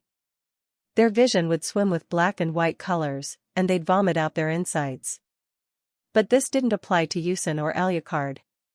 Strangely, the Empress of Fear had a beautiful appearance. She had large, blind eyes, the pupils of which swirled like a hypnotizing, foggy vortex. Exceptionally long, smooth corvid black hair that spanned roughly 1.20 meters fluttered behind her back. She wore a black Roman toga, wrapped around her slightly short frame. Merely looking at her invoked some nasty fears in Yusin's mind, but one he could easily toss away. On the other hand, the Emperor of Courage was a stark contrast to his counterpart. He was 8 feet 1 inch. A Goliath of a man. On his monstrous arms were 2 silvery cannons etched with beautiful ridges and harmonious patterns. Technically, they were called gauntlets, but when does one draw the line? They were practically human-sized, glistening with a pearly sheen as rays of sunlight fell on them. Adorning his dominating body was a set of glorious crystallized, marble armor. Definitely a rank 6 inscribed item. The emperor himself didn't have too many eye-catching features. Besides his square jaw, bushy eyebrows, slightly tanned skin, brown eyes, short brown hair and pronounced cheekbones, nothing was out of the ordinary. An annoyed look was on both their faces. "I told you so many times we should have kept the veil transparent for us to see through," the emperor said, his voice as deep as could be. "Now what? What was the point of even waging this war if you didn't see who won and how?" "Oh, shut it," the empress rolled her blind eyes. "If you so much as glanced at those meathead soldiers of yours, they'd roar even after death." The emperor scoffed in disdain. "Yeah. And they'd vomit if they saw you." "Exactly," the empress said, clearly annoyed. "You just proved my point, idiot." The emperor growled to himself. "Heartless wench." The empress snorted derisively. "Ugly bull." Yusin's eyes widened with rage. He had never wanted to stick a sword up someone's neck before, but the two fit the criteria quite well. Obviously, despite this little back and forth bickering, the two were clearly on edge. The distance between them was roughly 500 meters, but both parties had their gazes fixed to each other. Children, Alucard interrupted placatingly, "I offer couples therapy. Maybe you two ought to sit down and air out your problems in a civilized, adult manner?" Chapter 416 Love. The joke was so sudden, the two emperors instantly stopped their bickering and gave Alucard a hard glare. "And what does a leech know about love?" the empress said, tilting her head curiously. The Emperor of Courage threw his head back and laughed unpleasantly. His voice was too deep. Alucard smiled. There was no visible shift in his mood, but his deep red eyes weren't smiling. "Enough to know when to end things. Clearly you two don't." "Enough talk," Yusin said loudly, at the end of his patience. Shadows shrieked around his form, producing 8 different clones of himself, each wielding a different weapon. A sword, mace, spear, glaive, lance, and several variations of the blade.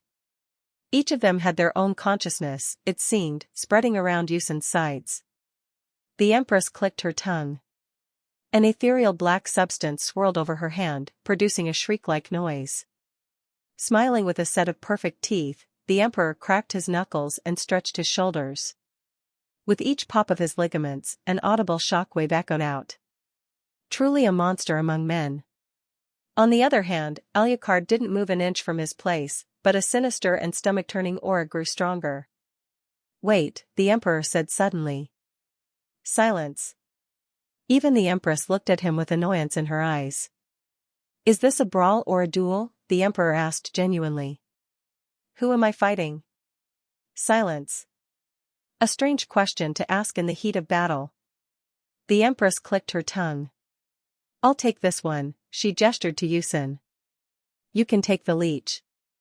A moment later, the Empress flew to the side. Looking over her shoulder, she sent the Emperor a glance. "Don't die."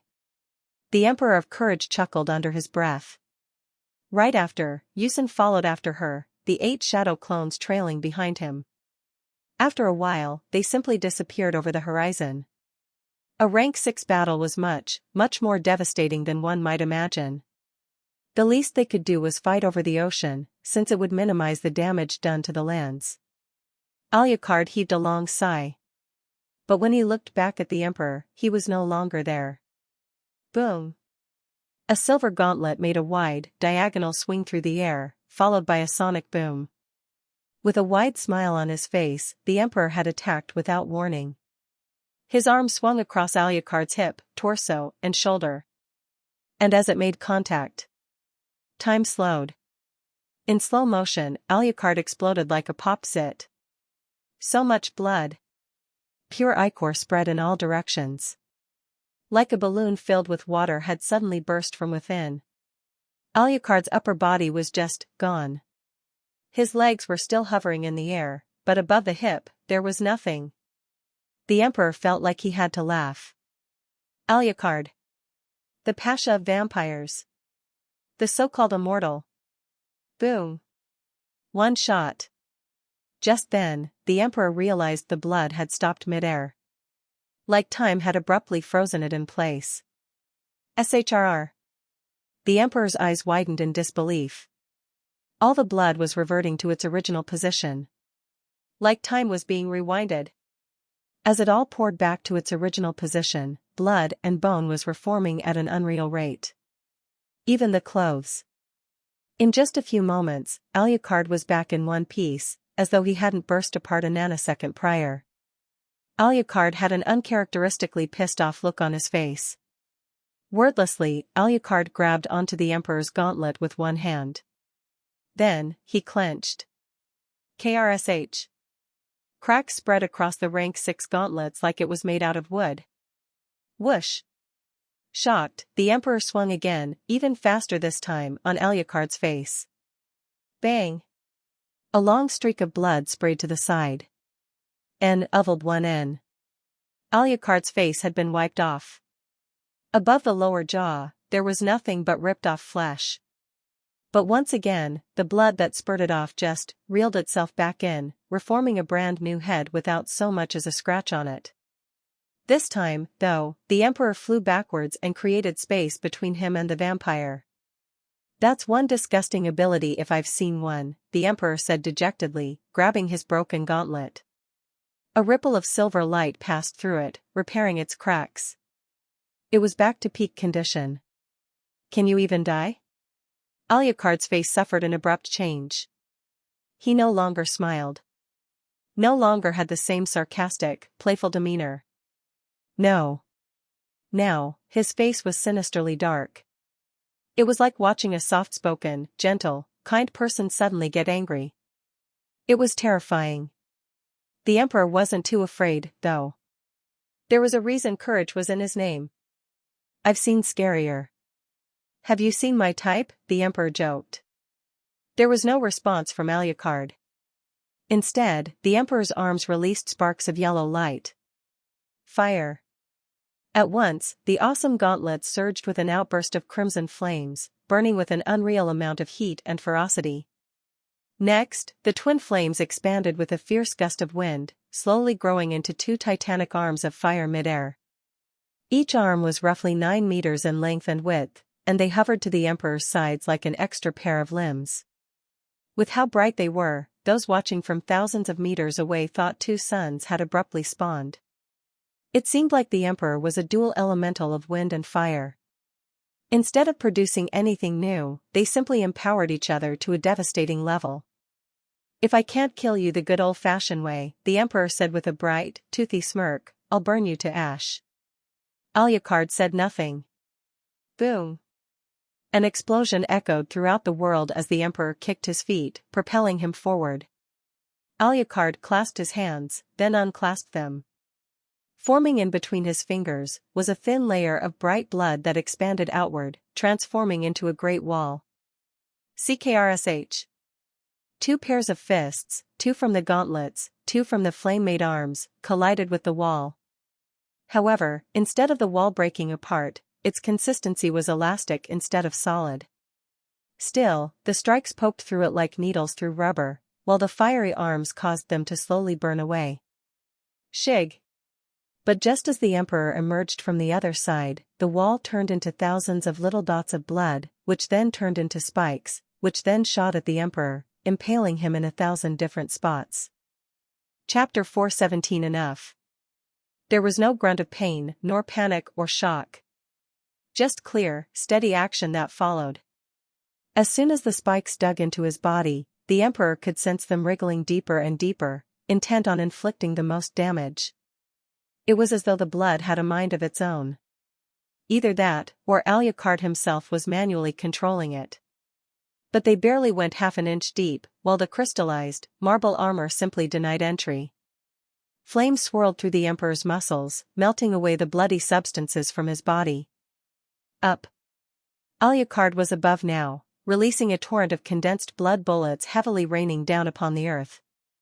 The pair of titanic flame arms rose above the Emperor to protect him, casually melting away the countless bullets before they could cause any real harm. But the blood monsoon didn't stop. It was pouring over the entire island, harsher than a thunderstorm.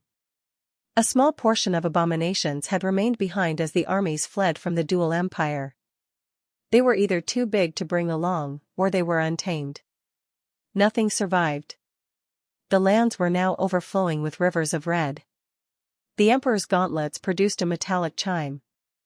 A moment later, he kicked his feet and swung with both arms at Alucard's unsuspecting back. A thicker wall of crystallized blood formed between them once more, but the emperor was faster.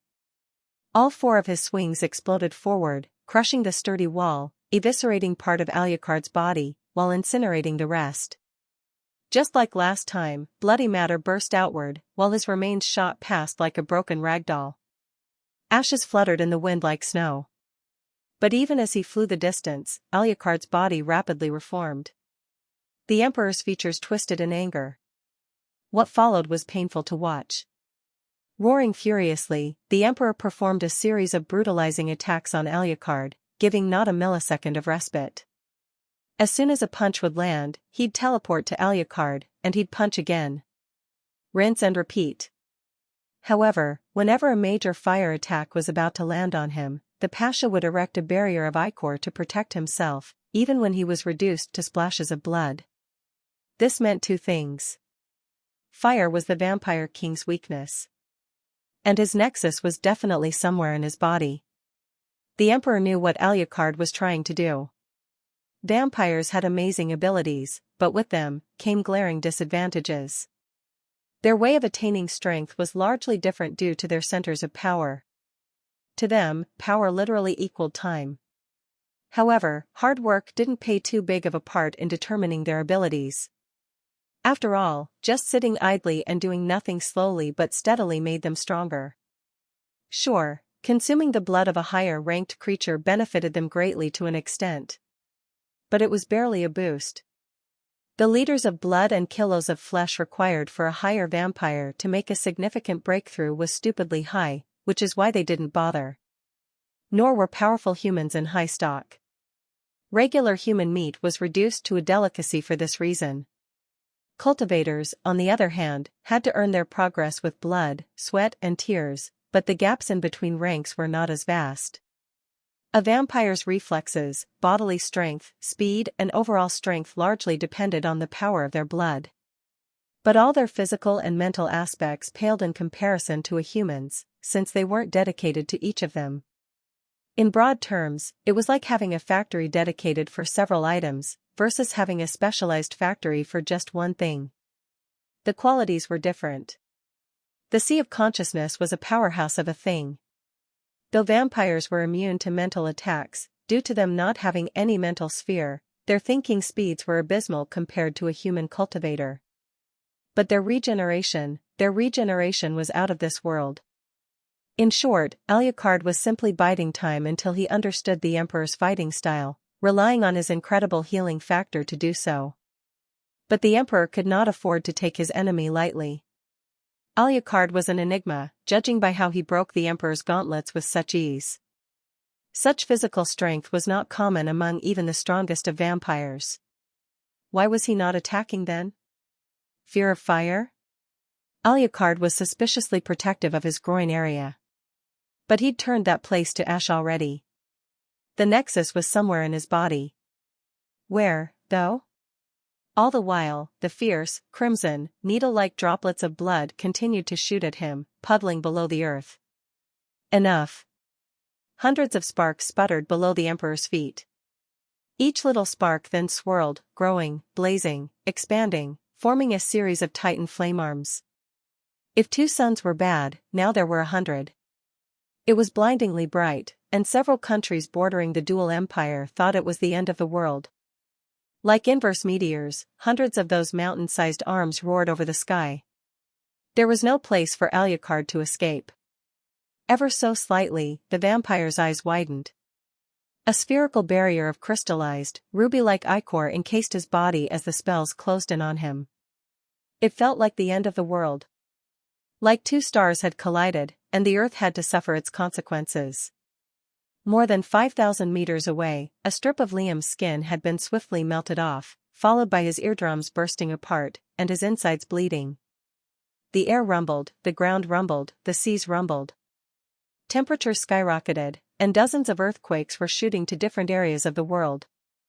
Slowly, the world stabilized. The Emperor smashed his gauntlets together, causing a powerful shockwave to sweep away all the debris and smog from the skies. end.N. The Emperor scanned the sky with hard eyes. Ash fell like snow. He flew a little higher, then looked below. The lands were leveled to the ground, with an ocean of red blood flowing through its ravaged corners. No way you died from that alone, the Emperor said to himself, frowning. I'm not stupid. The red ocean churned. Chapter 418 Regenerate. The Emperor gnashed his teeth. He was clearly being looked down upon. All Ucladd did was defend and block, barely even doing his best to retaliate. Despite being pissed off, he kept his emotions under control. Emotions had no place in a fight. Especially in a battle as big as this. The Emperor's arsenal was vast. He was barely using 30% of his overall strength. He wasn't backed into a corner. Not yet. The red ocean gurgled, as though something had awoken within its depths. The coagulations of blood gathered around the center of the battlefield, then slowly combined. Then, it rose above the ground, defying gravity, and heading for the sky. Slowly, it divided. Small clots of blood separated from it, taking on humanoid forms. It was Ucladd himself. Then, there were more clots of blood, and more, and more, and more. Each of the clots formed an Ucladd. You can't be serious, the Emperor shouted incredulously, as though given a bad hand in a card game. The reason he was so shocked was because the clots of blood weren't clones. They were reiterations of Ucladd, and each one was identical to the one the Emperor had fought. Hundreds. The Ucladds gave a hint of a smirk, before making wide gestures with their hands, forming countless walls of blood. The Emperor cursed. Dense mental waves surged around the Emperor's mind, which immediately shot towards each of the clones. It passed through their defenses and impaled them ethereally. Although using mental attack spells on a vampire's mind didn't work, the same couldn't be said for general uses. The tendrils of mental energy held most of the Ucladds in place, despite there being no damage on their bodies.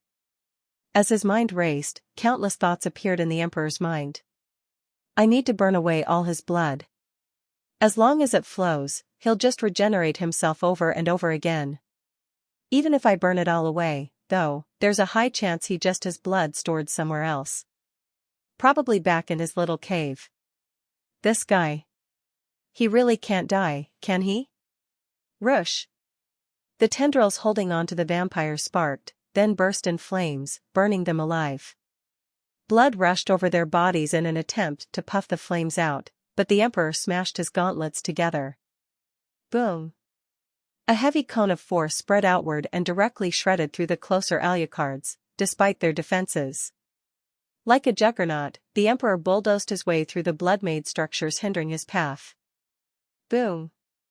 Bang. Whoosh. Ffffffff. Clang. Countless Ucladds were shredded apart, with barely any injuries forming on the Emperor's body. Besides a few spots of his skin being cut apart and stained with little flakes of blood, he had no grievous wounds. They would heal right after.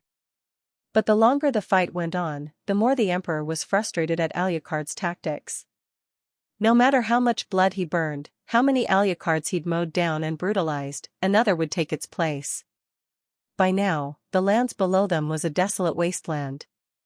Perhaps not even bacteria could live in such a place. Coward, the Emperor bellowed, swinging furiously like a rabid animal. Stop running, he demanded. Despite his anger, the Emperor's mind was crystal clear. end.N. The two were fighting on the ground, now. The Emperor's fists caused entire landscapes to shatter like glass and mountains to crumble apart. Abruptly, the sounds of flowing liquid rose in volume. Seeping through the cracks of earth, was blood. And it was gushing like a fresh wound. The emperor's eyes slightly widened in surprise. A moment later, it erupted like a volcano, sending tsunami-sized waves over both their figures. Alucard flashed a funny smile. Annoying. With furrowed brows, the emperor moved both arms in a circular fashion, spawning two cyclones of fire.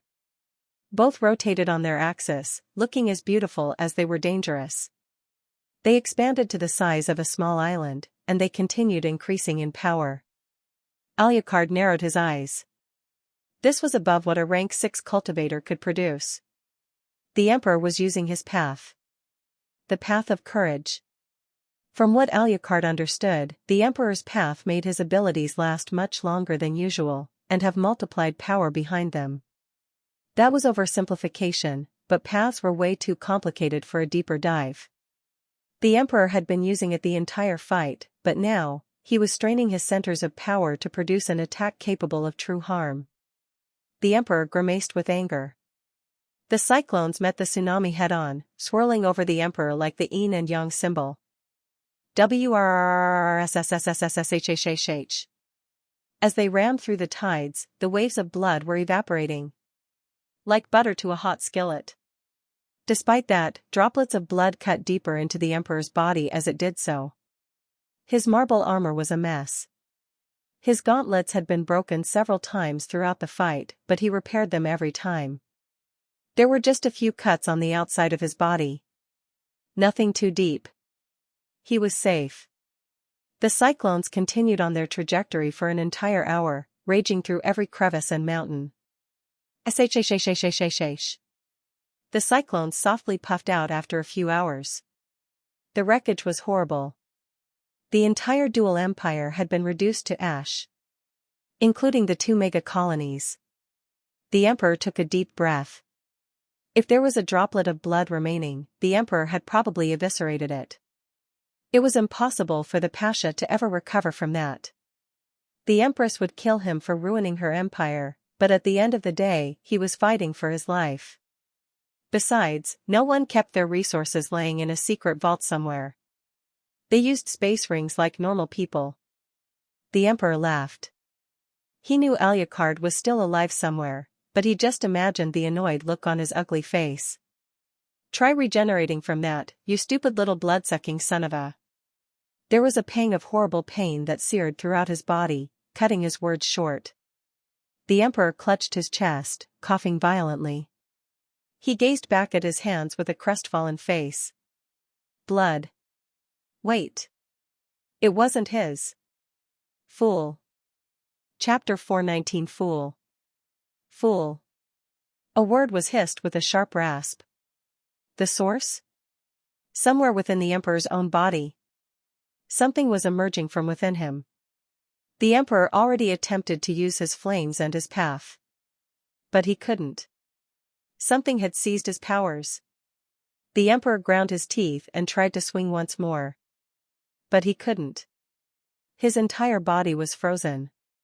Paralyzed. The only thing he could use was his mental sphere. So he did. His mental waves spread. It took the shape of 2 massive, ethereal hands. Then, both hands clasped tightly around his body. The pressure was high enough to produce real diamonds. Even the average peak rank 5 zenith would slowly turn to paste if that attack was used on them. But for the emperor, only his breathing had constricted. But his intent wasn't just to choke himself. It was to stop Alucard from bursting out of his body. The emperor dismissed the few cuts on his body. They were just cuts.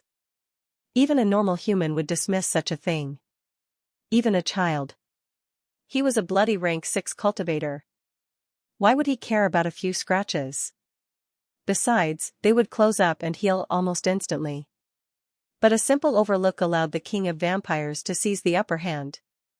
Speaking of which, Alucard was still growing out of the emperor's body. The mental energy held the vampire tight as he grew out of the emperor's body, but it was like he was pulling himself out of mud. Before long, a head formed, growing out of the emperor's shoulder like a disgusting deformity. Then, a neck. Followed by a spine and a torso, slowly growing. Next was the groin and limbs. Then, the robes. Alucard lightly kicked himself off the emperor's face, then hovered in front of him. An aloof, disdainful expression was on Alucard's face. Like he was looking at an insect and not a cultivator at the peaks of power. Leech. Coward. Face me like a man, the emperor snarled angrily. Silence. Alucard's face twisted. This is why you humans revolt me, Alucard said through his teeth. You can't see beyond the tip of your nose, Alucard hissed with leaking anger. And yet you claim superiority? The emperor's eyes widened with anger. He was grinding down his teeth to powder. But he was unable to speak. Alucard continued, growing angrier the more he spoke. You're all like mere fleas to me, buzzing around feces and seeking to spread your vile disease. Do you know how little it took for me to defeat you? Do you have any idea? Any idea at all? What was your name again? Ah. Caesar the Great, the Emperor of Courage, the beacon of hope. So much for that. Alucard's face was dark. Murderous. Evil, sinister, and every other word associated with malevolence. He turned to the sides. There was no one around. He looked to where Yusin and the Empress were. Then, he looked back towards the Emperor of Courage with a cruel smile. Both of his hands crackled with red energy. Sensing the sheer danger radiating from that mass, the Emperor didn't feel so courageous anymore. Alucard raised his arms over the man's face, and the red energies connected to the Emperor's eyes. Pain. The Emperor wanted to scream from the top of his lungs, but even his mouth was against him. Then, Alucard's palm seized the Emperor's face, his clawed fingers digging into his skin. It felt as though he was burning inside, but there wasn't any fire burning with him. Dread. Amidst all the pain he was going through, only then did the Emperor realize the Pasha could have ended things straight away. It wasn't cowardice. It wasn't a lack of power either. It was patience. For the Empress fight to finish. Please. Please tell me you won, Rhea. Please. Just run. That little voice telling you there's hope, Alucard said as the Emperor's vision darkened, his very soul burning to shreds. It's lying. A moment later, the Emperor's eyes crackled with a flash of light, and he fell limp. His mental sphere wasn't broken. His body wasn't injured. His core was still intact. But the Emperor was dead. A powerhouse. Gone. Wiped out. Alucard took a deep breath and recomposed himself. N-O-V-E. L-B. 1/N. Humans, he said with disgust in his voice, grabbing onto the Emperor's limp body. Worthless. A few hours prior, Yusin and Rhea, the Empress of Fear, had moved above the ocean. They stared daggers at each other, but for different reasons. Yusin despised the Empress because she had invaded his country, resulting in the deaths of countless people. The Empress hated Yusin because he interrupted the wager of who gets to keep the worldly artifact. But it wasn't as simple as that. The invasion wasn't personal, Rhea, the Empress, said vaguely, guessing Yusin's identity. You know it wasn't. It was for me, Yusin responded, voice distorted and equally angry, and the countless women and children you butchered. The 8 shadow clones were itching to swing their weapons and draw blood. Truth be told, past a certain point, everyone treading on the cultivation journey dedicated their lives to power. Attaining power, harnessing power, perfecting power. The ends justified the means. Always. What else could they do? Have children? And what, watch them all die from old age while they live decades older? Make them a target? Forsake them later on? It was a mistake to involve oneself into such proceedings. He who lives by the sword, dies by the sword. I see, the Empress said, sighing. Shame. Black energy swirled around her fingers, taking the shape of an elegant rose flower. Just as fast, it blossomed, spreading far too fast for Yusin to do anything about it. Darkness was encompassing the horizon. From Yusun's perspective, it looked as though a dark jaw was clamping over the skies, blocking out the light. Except, the two were clearly visible to each other. Ominous silence. The Empress smiled coldly. Can't have you running now, can we? Yusun scoffed derisively. Didn't plan to. Chapter 420 Baleful Expanse. Slowly, the 8 clones spread apart from one another in groups of 2. For each direction, there were 2 shadow clones. Right, left, front, back. Yusun didn't bother hiding himself amidst them. They all looked the exact same and their faces weren't visible. Whether or not the Empress knew who the real Yusun was, didn't really matter. There was a fragile pause as both parties looked each other up and down. There was no doubt about it. Yusun was far weaker than the Empress. Right now, his rank 6 mental sphere wasn't close to the real thing in the least. His body was a mess. It may have looked sturdy and solid, but there were waves of pain washing over him. However, the Empress had to be careful. After all, the analogy of an old man holding a rocket launcher still fits here. She had to be careful of getting too close to Yusun. And when considering the hate Yusun had for her, she knew this wouldn't end unless one of them died. Yusun was aware of this too. At the same time, the Empress couldn't detect Yusun's aura. It was like he was invisible, despite how she was looking straight at him. But the time for unnecessary thoughts was over. It was time to draw blood. Shh. Black energy swirled around the Empress' hands as Yusun and his shadow clones closed the distance in barely a second. From below, above and the sides, a spear, glaive and several other weapons were closing in on her. At the same time, Yusun's wakizashi was just about to slice into the Empress' neck, easily severing her head from shoulders. It was a rank 6 item. One Yusun made by sacrificing a bit of his life force. Even a rank 6 body wouldn't be able to bear the brunt. It was just a few minutes away from decapitating the woman, when the massive black energy exploded outward, accompanied with a shrill cry of something in pain. Shrii!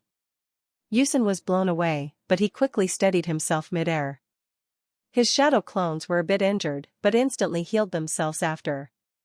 The Empress, on the other hand, was unharmed. But there was a new addition to the battlefield. A rank 6 abomination. It had an alien-like, long, curvy head, the back of which was covered with writhing tentacles. There weren't any eyes where its face was, but a blank slate. Its mouth was almost as long and wide as its face, shaped like a diamond. It had long, spiky teeth, but few and far in between its gums. 7 teeth above. 6 teeth below. It was skinny but muscular, with white skin, roughly 7 meters tall. Its ribcage could easily be seen through its tall, bony frame. It had 2 arms on its upper body, which ended with 2 hands and long nails. However, below its hip, there were no legs. Instead, it was one thick tail, covered with dense muscle. It looked like a mix between a human, if one could even call it that, and a snake. Yusun groaned. The thing looked incredibly strong, despite its unorthodox shape and strange appearance. Shadows flowed from Yusun's body, forming hundreds of shadow blades.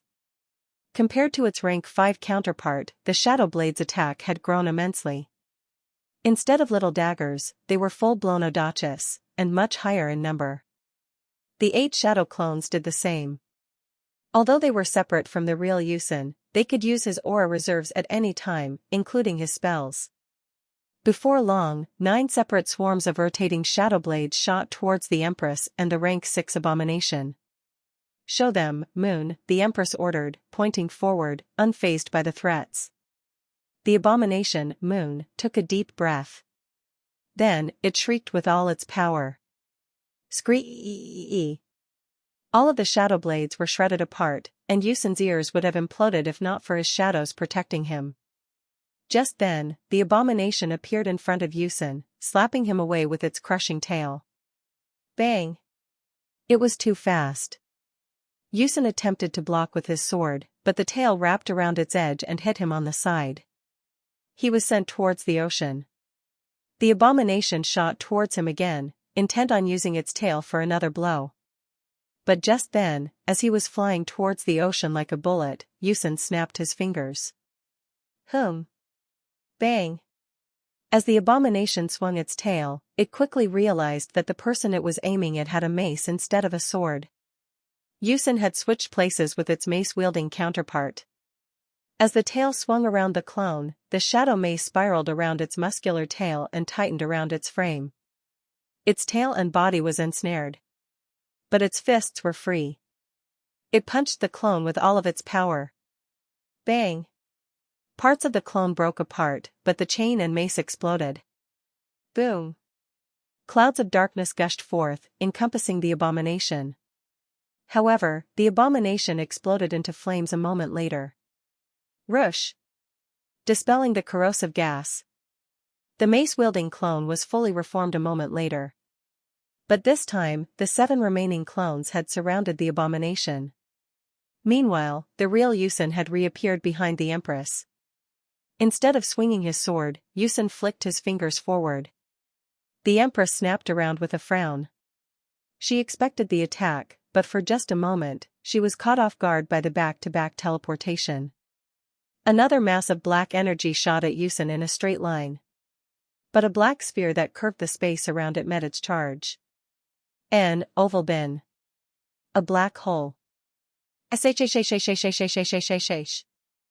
black hole sucked in the black energy as though it was dust to a vacuum, growing in size. Then it continued forward. Boom! The black hole exploded in the Empress' face, flinging her the distance. Ucladd was about to attack again, but stopped suddenly. Moon, the abomination, was fighting against his 8 clones, but it didn't bother protecting the Empress, her master. Something was wrong. As the Empress steadied, aligning herself upright, she sent Ucladd a deathly glare. The right side of her face was missing skin and muscle, leaving only bone. But a moment later, it healed entirely. With a quiet, blank tone, she spoke under her breath. "I'll show it to you, then." The Empress made a diamond with her hands. The meaning of fear. There was a loud, echoing thud, followed by drumming creaks. Like an ancient, forbidden gate had just opened. Then, she chanted the words. Baleful expanse.